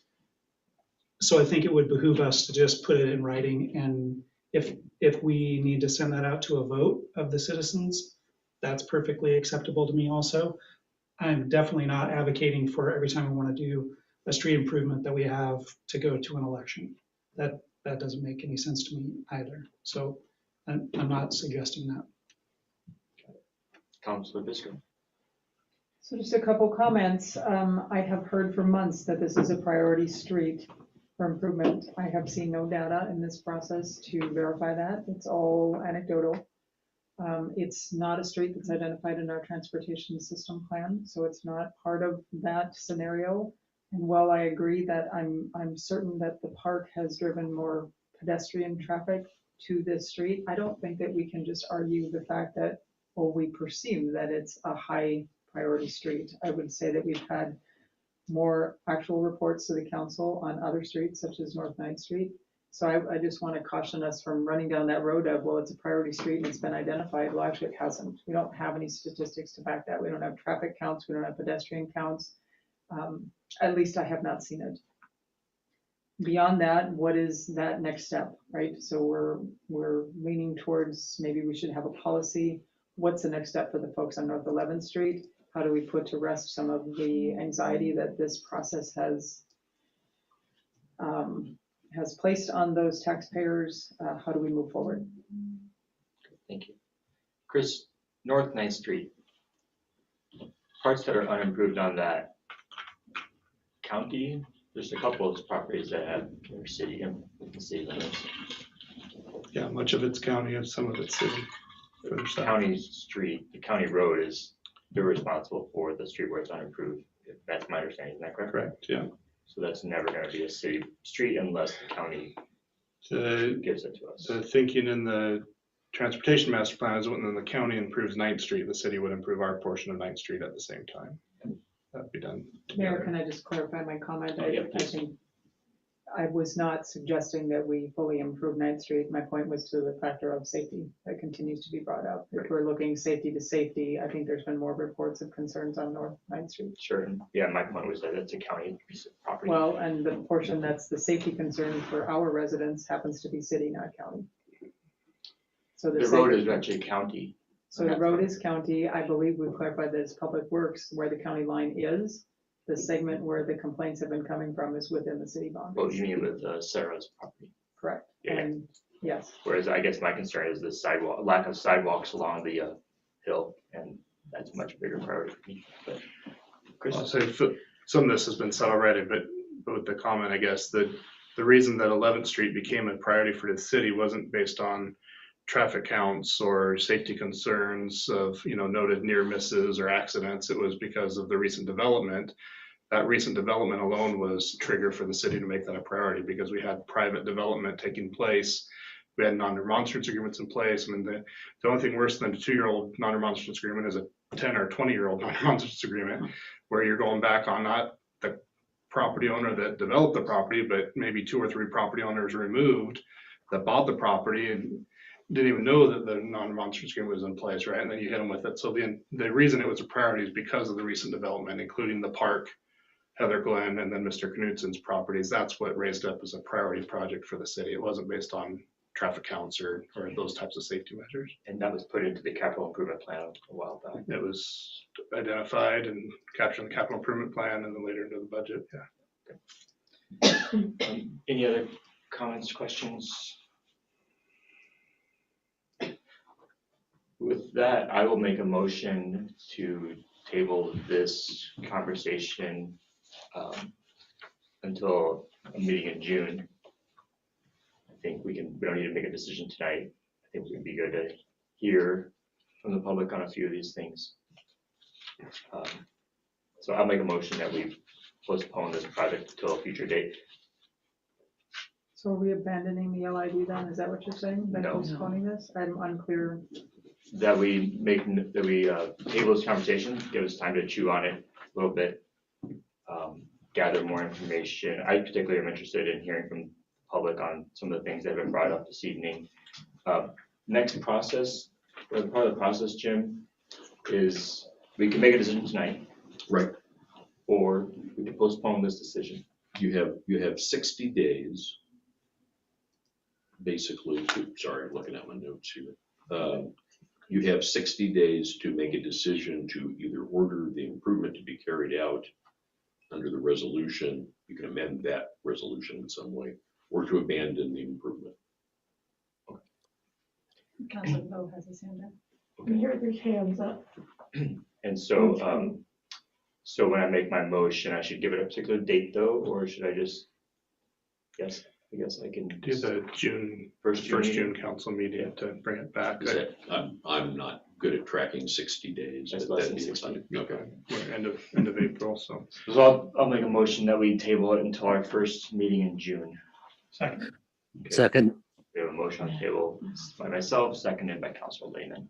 And I'll just speak to that in that I think there's we could be gained, and that I think that the public has that I would like to incorporate in that decision. Knowing that we don't need to make that decision this evening, we're under no time pressure. Councilor Andrade, I see you have your hand up.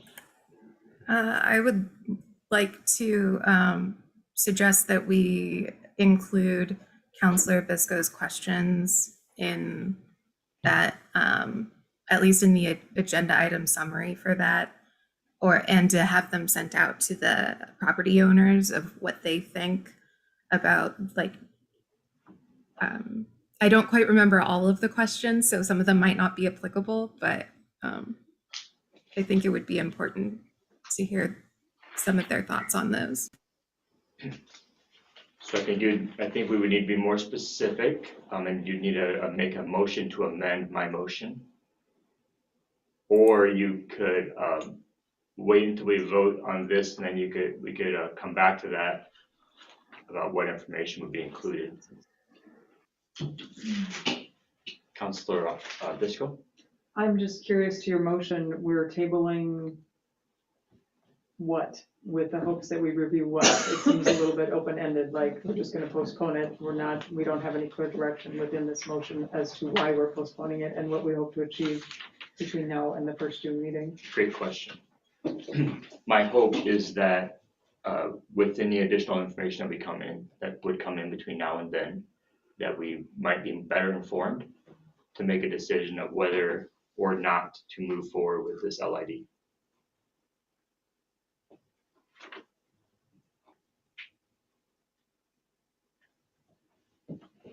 Can I ask a quick clarifying question, please? Please do, yeah.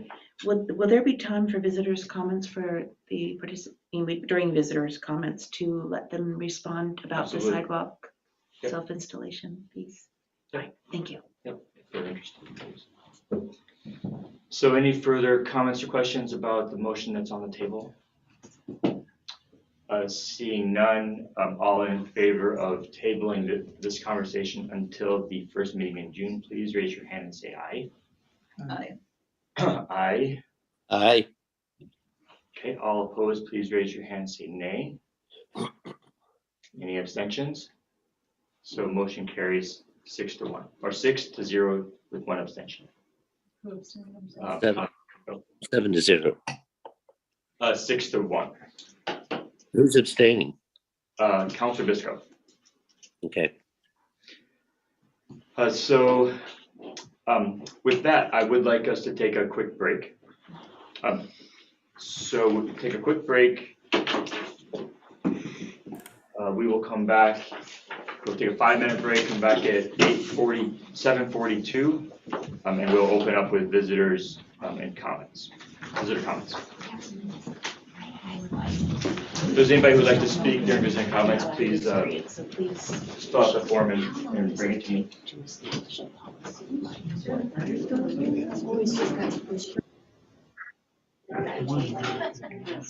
No, I'm really being sincere.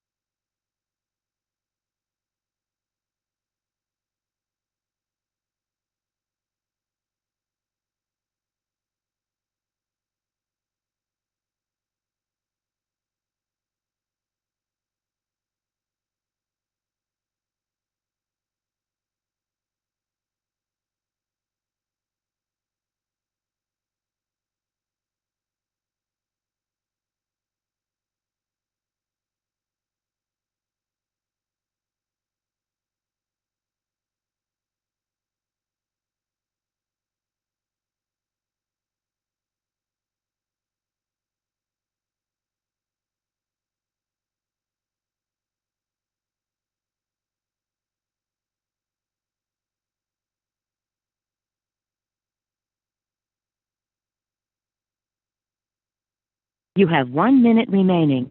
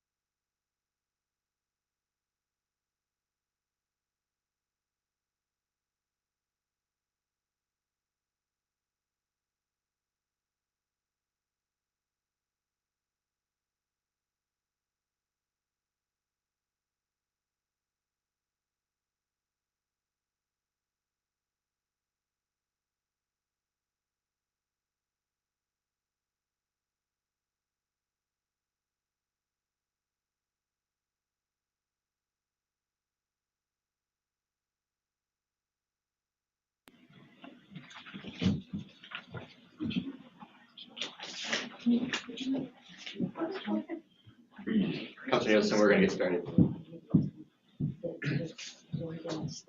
Two people who are on phones that I don't know.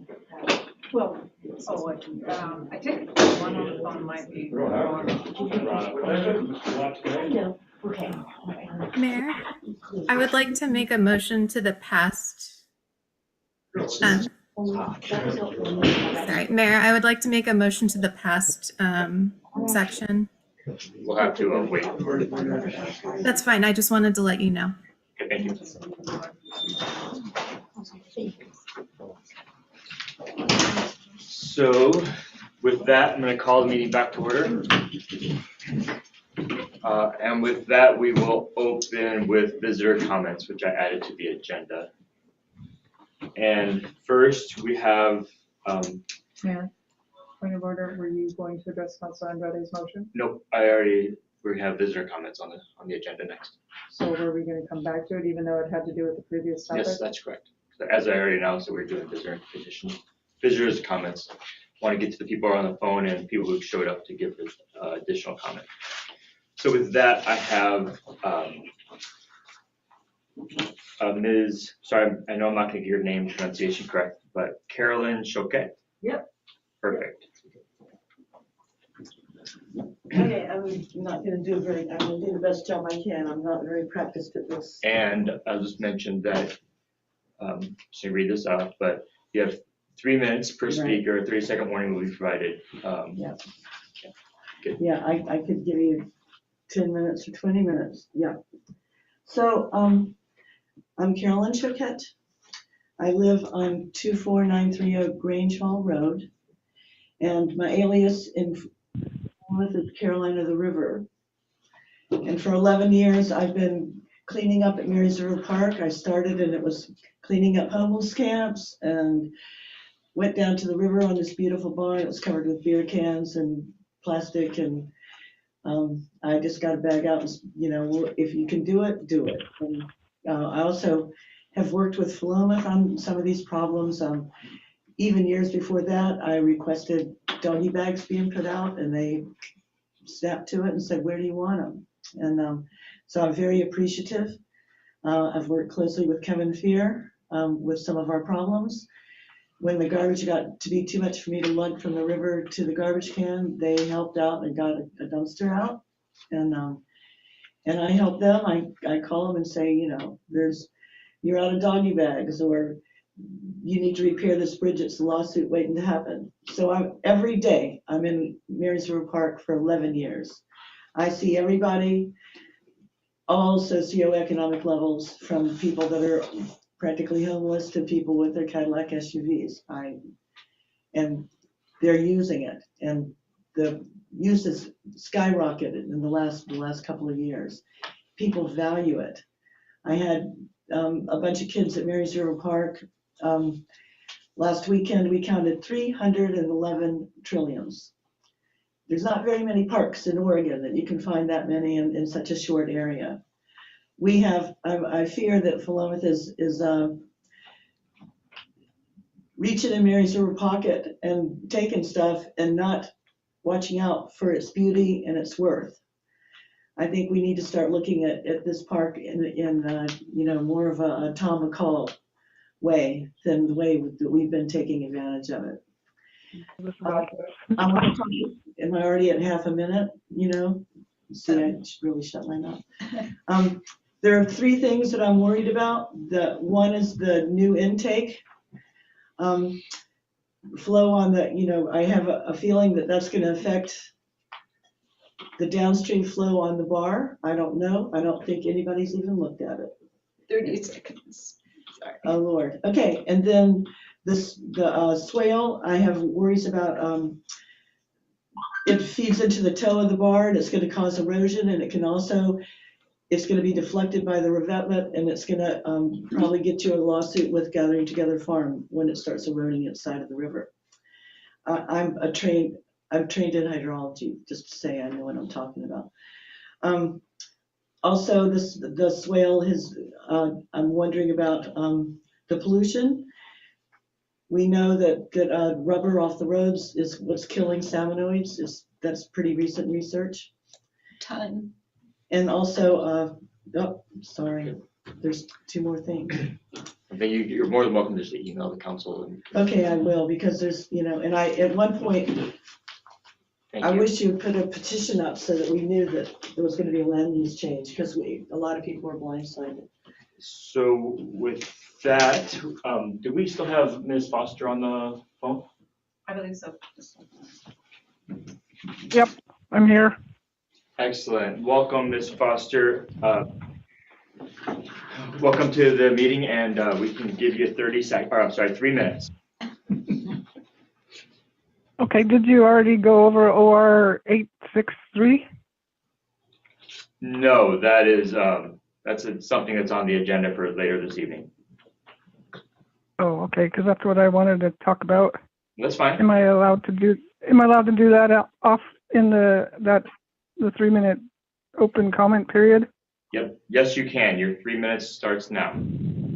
Okay, I object and protest to OR 863 bioswale easement in the city park, Marys River Park, because more trees might be cut down in the ODOT easement of 2,400 square feet. The bioswale is only 880 feet long, so will more trees be cut down other than the 93 Oregon white oak? That one of them is said to be 300 years old, and all the others are probably middle-aged. And there's other native species there, cascara, buckthorn, and maybe willow will be cut down for the 180 feet bioswale. But will more trees be cut down in the ODOT easement for OR 863? That was one of my questions. And I did send in a written comment. And I can back up my written comment by drawings from Army Corps of Engineer and the DSL and the Murray Smith engineering drawing for the bioswale. And then did the City Council and the Planning Commission ever discuss the bioswale? And if not, then that means the public never knew about it because there's no discussion in these public meetings. And that why isn't the bioswale represented by a staff report together jointly with the city's streetscape and safety project in the to try to inform the public better?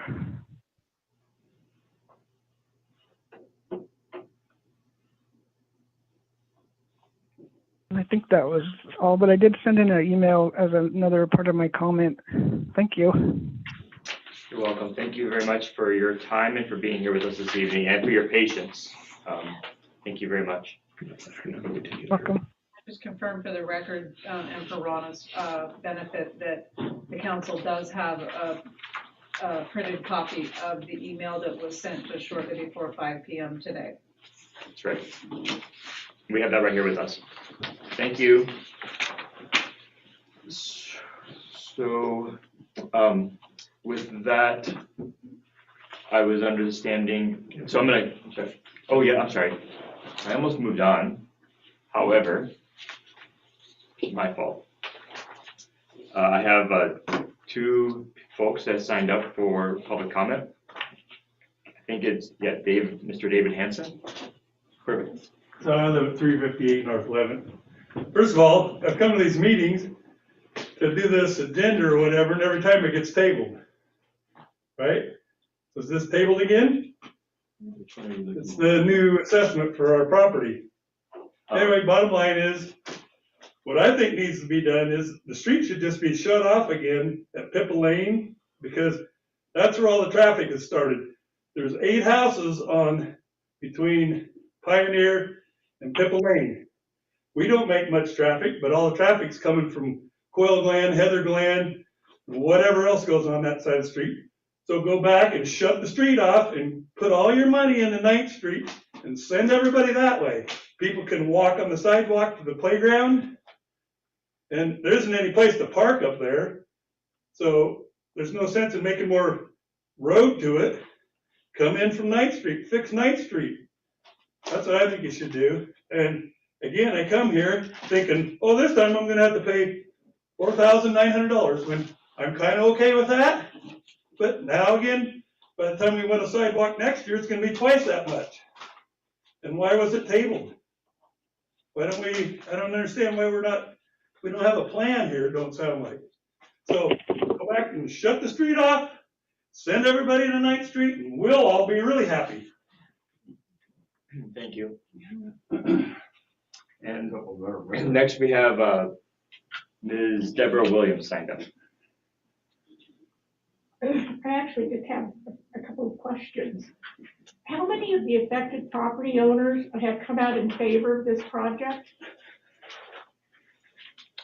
Sorry, we actually don't respond to questions in this period of time, but we can address that when it comes up on the agenda. Okay, then I can modify that and say, I have yet to hear any property owner speak in favor of this proposed 11th Street improvement. I am unaware of any of the affected property owners being thrilled by this project. Okay, can't answer questions. I was surprised to hear that you can put a lien against a private property owner who doesn't put in their sidewalk. And I wonder if the same would be true against a developer. If they fail to do it, can you put a lien against developers' property? Or is it just the little single family property owner who gets stuck? Not sure about that. And I really think the city needs to be looking at affordable housing. You know, we should be trying to get more affordable housing in town. Those high dollar triplexes are not that's not what families need. They need small homes, affordable apartments, something. We're talking about doing all this infill, which I know the state requires us to do now. They want to increase the density and everything, and I understand that. And Lord knows we need more affordable housing. I wish there was a way that the city could concentrate on that and make it a focus. And I guess that's it, if you can't answer questions. Thank you very much. With that, seeing no other folks are signed up for visitors and comments, we will move on to the next order of business. Thank you all. Could we ask if anyone going to be commenting on the? There's no one signed up. So, yeah. So with that, I'm going to move back to Council Andrade, who suggested that she had a motion she'd like to make related to the public hearing. Yes, thank you. I would like to make a motion to include Councilor Bisco's questions that she asked in a notice to send to the property owners on North 11th Street.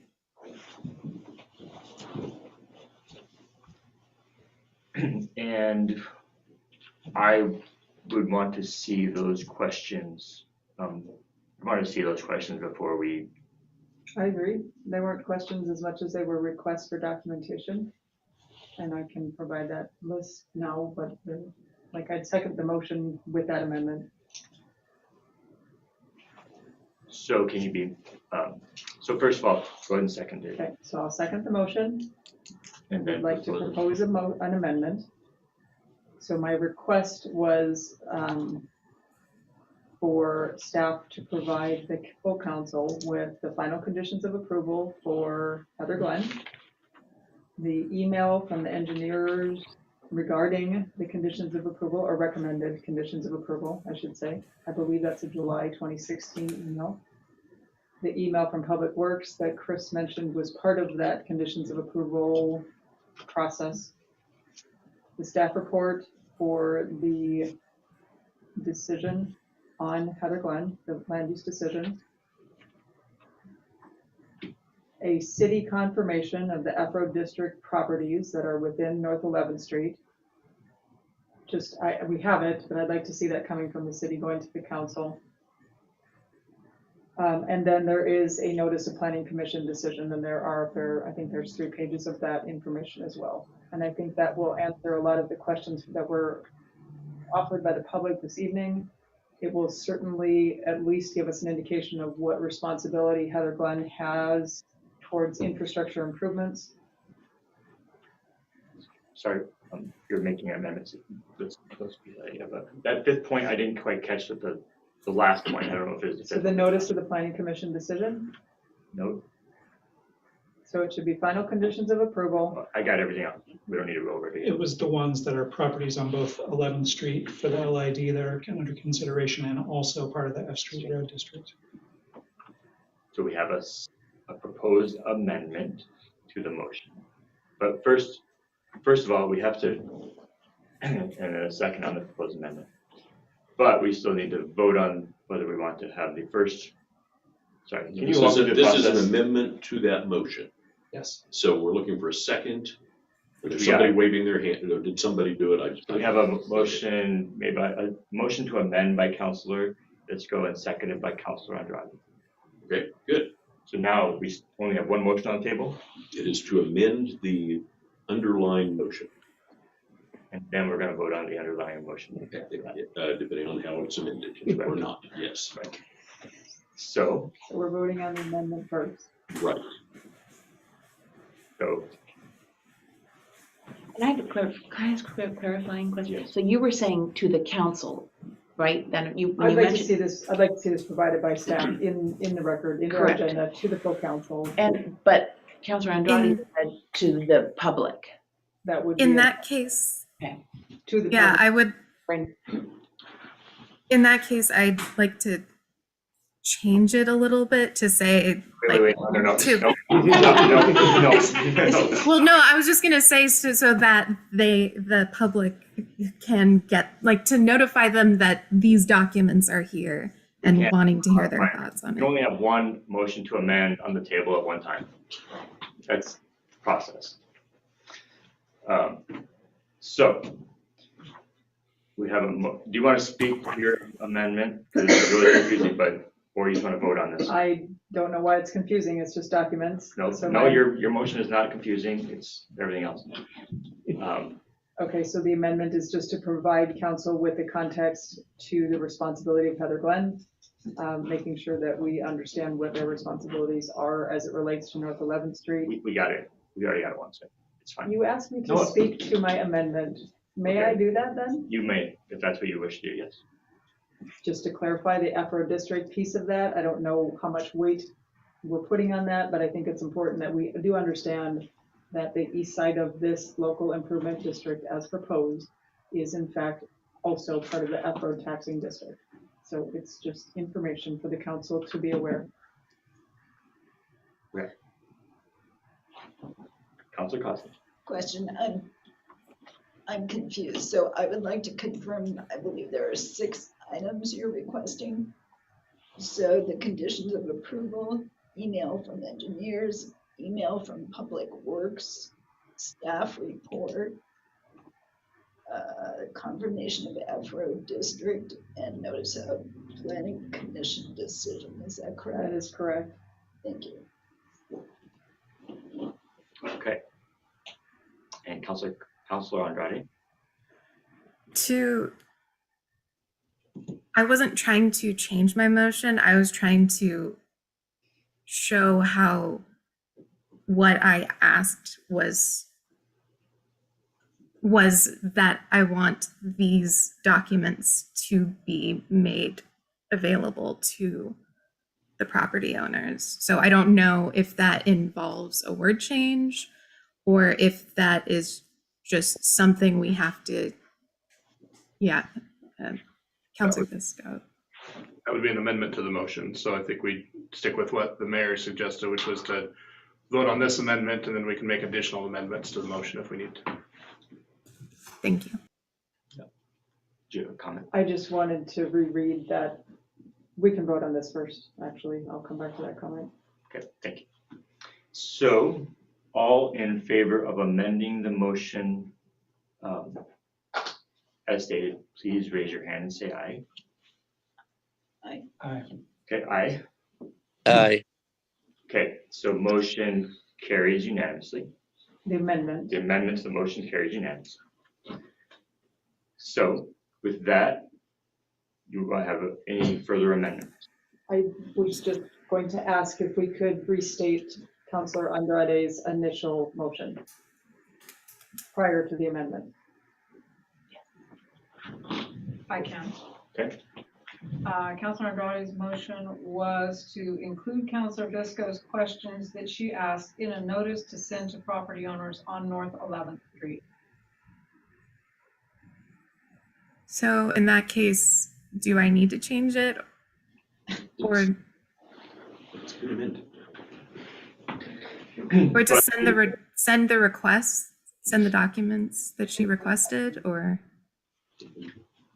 I guess I would like to change it so that I don't remember the exact words, but to notify. Never mind. But yeah, do I need to change it to document requested documents? Depends on your intention. That is my intention. It's unclear to me. I don't know how to answer your question. I'm kind of confused by the motion, honestly. Maybe it would be more helpful to hear what the motion as amended is, so that we're working off of where we are now. Mm-hmm. So could we have the motion as amended, which was passed? Okay. And that's what's before the council now. Right. Clarification. I thought we just passed the amendment part. We did. We haven't But passed that the is, full. that's correct. So Right. what is in front of the council now is the motion as amended. So with that amendment, here's what's in front of you. You guys can phrase this as, instead of saying Counselor Bisco's questions, we've now identified that these are 6 documents. So to include the following documents in a notice sent to property owners on North 11th Street. Conditions of approval for Heather Glen, emails from Public Works, the email from Public Works regarding that approval process, email from the engineer regarding the conditions of approval, staff report for Quail Glen. Quail Glen? Is that correct? Heather Or Glen. Heather Glen. Heather Glen. Heather Glen. And notice of the Planning Commission decision and the F Street Road District properties. Okay. And Thank you. Counselor Bisco. So if I understand this right, Counselor Andrade is asking for the public, the property owners on North 11th Street, to receive these documents. The amendment I would like to propose is that the full council be given these documents as well, placed in the agenda packet, right? You place them in the agenda packet or via email. Like, I would like to see that the full council get these. So notice to the residents of North 11th Street or those impacted by the local improvement district, and provided to the council for review. So if it were in the next agenda packet and people receive notice that there is an agenda packet and these documents are in that agenda packet, would that meet the desire of, is that the intention? Well, it's the council's Right. amendment now that we're kind of dealing with. So does that get to what you wanted? My intent was just so that they could have the documents because it sounded like everyone wanted them. And I wasn't sure how many people would have seen the agenda. So I just was trying to make it like a fail-safe so that they do actually get the documents.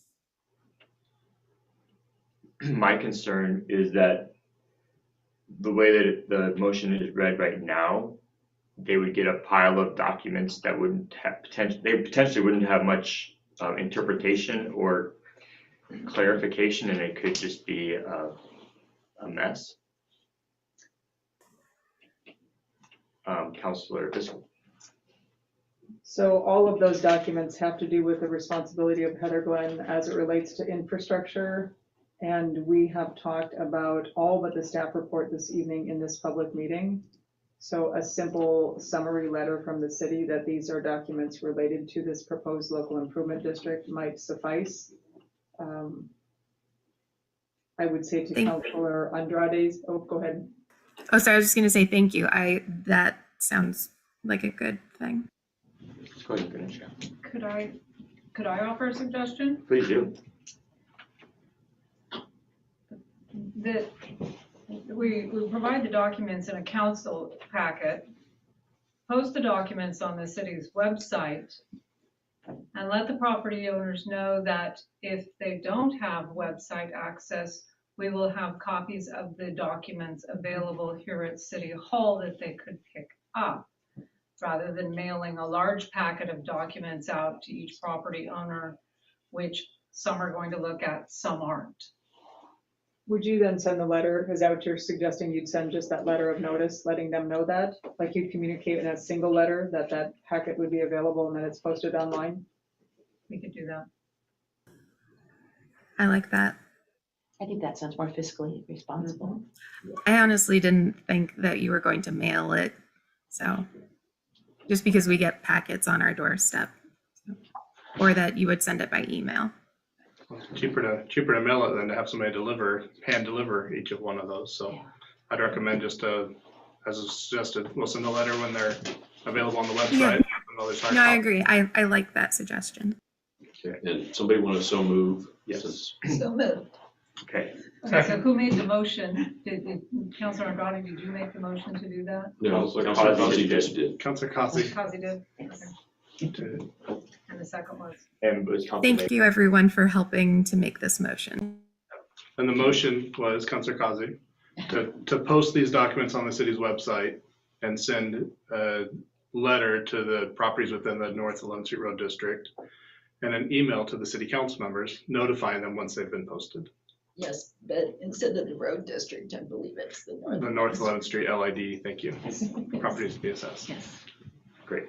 So, Councilor Bisco, you have a comment? Only that I would like actually a print copy. I don't know that that needs to be in the motion though. Yeah, you can just request that. You just did. We'll get you a quick copy. Okay. We need a second on the motion from So Councilor we had Kazi. Councilor Lehman seconded. Just need a vote. Okay. So any further questions, comments about the motion? Okay. Will these documents be included in our council packets? I think that was the motion. I think, or a link to them, it depends on how extensive it is.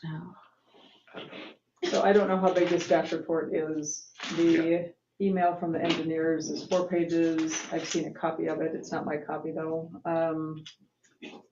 The notice of planning commission is 3 pages. The confirmation of the EFRO district could be just a simple statement of a confirmation. The spreadsheet is, I don't know, maybe 8 pages, but I don't think the whole spreadsheet's necessary. The final conditions of approval, I don't know, in the staff report, I don't know. Okay. But just contextually, could it go in the packet? I would think. Possibly, yeah. Sound reasonable, Chris, or? Yep, we'll provide it in the June packet. Okay, great. Thank you. All in favor of passing the motion as stated, please raise your hand and say aye. You mean the amendment? The amended motion. We gotta vote on the amendment. This is an amendment. Amendment first. We have an amendment. Wow. Okay. Okay, so now we are voting to amend the original motion. As amended. All in favor, please raise your hand and say aye. Aye. Aye. Motion carries. Okay, so the amendment was unanimous and then the final motion was unanimous. The final motion has not been voted on. Okay, okay, that was just amendment. Yes. So, do we need any clarification on the motion that's on the table, or are we sufficiently clear? Councilor Bisco? Just a question. I would prefer that this information be made, I don't know if this is actually embedded in this motion. I don't think so, but just for clarification, I'd like to see these documents by our next council meeting or sometime in May. I do not want to see them come out 4 days or 5 days before we have a meeting on them. There's a lot of in-depth reading here and there's potential requests for other information coming out of these documents. So giving the public a little more opportunity to digest documents as well as Just make a motion. it's not a motion, it's just a But clarification. you should make one. Do you want it in the May packet? Yes, We'll put it in the May then I'm packet. amending the motion for a third time. Does I- this require an amendment of the motion? I would think so. Chris just do So it. you're put it in May. asking me to make a motion, Chris says it's not necessary, but if you want to make a motion, that's fine. which way? I don't care. Nope, keep it clean. I think we just take a vote on the motion as amended. So, all in favor of passing the motion as amended, please raise your hand and say aye. Aye. Looks like it passed unanimously. Thank you. With that, we have new business on the agenda. First is a proposed 11th Street assessment assistance for low-income households. Do you want to table that conversation until the? That's contingent on approval of the LIDs. Right, okay. So I'm gonna make a motion to table item C1. Oh no, I can just table it, right? Myself? I'll just move that. Nobody to the- objects, you can. I'll just move that to the June meeting. And with item C2, I'm gonna move that to our June meeting as well. Since both are relevant to the table motion. With that, we have ordinance number 863, a second reading. This is an ordinance granting 2 temporary and 1 permanent easements to the Oregon Department of Transportation in connection to the Philomath Downtown Safety and Improvements Project. Great. And what we need with that is just a roll call vote. Are you ready? Yep. Do we not have time to talk? Did you want to speak to it, something on that? Yeah, I just want to say on the record that I appreciated the testimony given tonight, and I completely agree with both community members, and that I will point back to the reasons that I've spoken about before as to why I'm opposed to the easements, particularly the bioswale. Cutting down, digging up a mature bioswale will do incredible harm. And I knew that from an ecosystem standpoint, but now hearing about it through a potential shift of the river standpoint is also very troubling. I think we need to, I would much rather have us look at other options once again. And I'll just address that really quick. The reality is that bioswale will slow down any water relative to what's going in there right now. It's gonna be wider. It's gonna have vegetation in it. It will slow down any water, so it's not gonna have the suggested impact that was suggested this evening. The other thing is that bioswale is intended to clean the water, which is not occurring right now through bioremediation. I understand that. So therefore, the statement in the public testimony was that it was going to cause additional pollution. However, it will have the opposite effect as to what was stated in the public testimony this evening. Okay, well, I didn't say that part. I just said about the potential river shifting. Gotcha. Yes. And Councilor Nielsen. May I share some information and research I've been doing with some help along the way? I was concerned as a tree city, as Councilor Bisco has mentioned, the number of trees with a bioswale and all that would be removed and the size of the trees. So I went and did a little research, and also thanks to Kevin and Gary, we have some more specific numbers and some information. That original ditch on 9th was cleaned in 2006, so it's not virgin land that we're disturbing for the bioswale. The ditch itself was, and that it actually is scheduled to be cleaned again and could use a good cleaning, they mentioned. He mentioned the size of the bioswale and also the number of trees that would be removed. Of trees that are 12 inches diameter or larger, there's 18 trees. Of ones 6 to 12 inches, there are 10. Of ones 2 inches to 6 inches in diameter, there are 9. And that's a total of 37 trees. And according to an email I received in December asking how many trees would be planted in that bioswale area, there were 26 new trees going in that area that would promote further filtration and cleansing of the waters inappropriate. Now, there are some saplings and some willow saplings that are there present in that area currently, but those are not serving the same purpose as the ones that would be planted, those 26 trees. And so I'm very comfortable in having more sure numbers of trees being removed and the size of the trees being removed. And knowing how that ditch is currently used as a runoff without having that purification that a bioswale would have, that it is a good location, an appropriate location for doing proper filtration for that storm runoff. Okay, thank you. And Councilor Biscoe. So thank you, Councilor Nielsen, for that input from Public Works. I am actually concerned that the number of trees that was stated as 93 to 97 was provided either by ODOT or by the engineers. I don't recall in that brief summary of what this decision was all about and the bioswale was all about. So I'm not sure where the difference is, but the experts that we have hired to do this work have told us 93 to 97. So I'm not sure where the discrepancy is. I will also say that the ditch that gets cleaned and the one where the water flow runs heaviest through is not the full 40 feet that this bioswale is intended to impact, nor is it the full easement area that runs approximately 60 feet wide.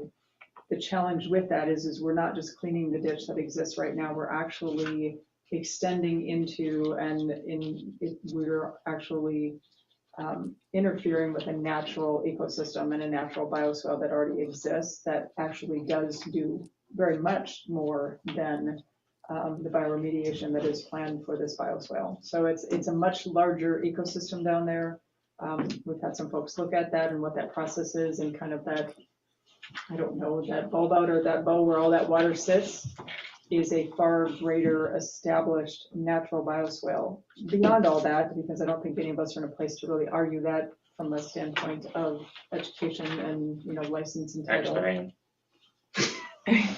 Well, then can you tell me why the engineers are telling us 93 to 97 trees and Public Works is telling us 37? Because I can't speak to that because that's just a counting thing. But speaking to the increased filtration, I certainly can because of my background in ecosystem restoration and bioremediation. Super. We have 20 feet by 180 feet versus the entire system is what I'm talking about. Absolutely. So the difference is that the system that exists right now is just long and skinny. Basically. So the system is long and skinny along South 9th Street, but it extends into the park for all of that water filtration. I'm just going to explain this to you because you asked. And so the system that they're actually creating is much wider. Yes, I understand that. Okay, but I'm just going to explain it because you asked.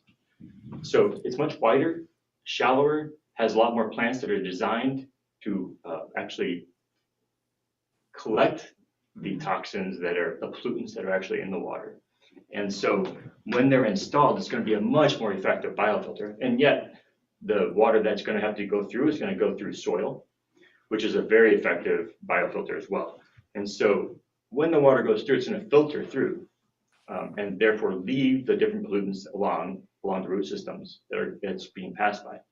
And then the water, before it gets into the river, still has to transport the same distance that's going right now, right? So it's just going to go through a much, much greater biofiltration process than what exists right now. So that's just the reality. But yeah, you asked, so that's why. I appreciate the perspective, but I also know that we've had other experts look at this who are just as qualified and hold the same degrees as you, who have differing opinions. So I respectfully will only state that I think we failed to acknowledge the entire ecosystem. While I understand the bioswale process that you're talking about, because I've worked in that industry myself. So my bigger concern, however, about this process is the lack of public transparency in the process. So I don't want to argue about bioswales and whether one is better than another, or whether all of our water filtration functions are going to be different or better, or what's going to happen with the river, because I can't speak to that.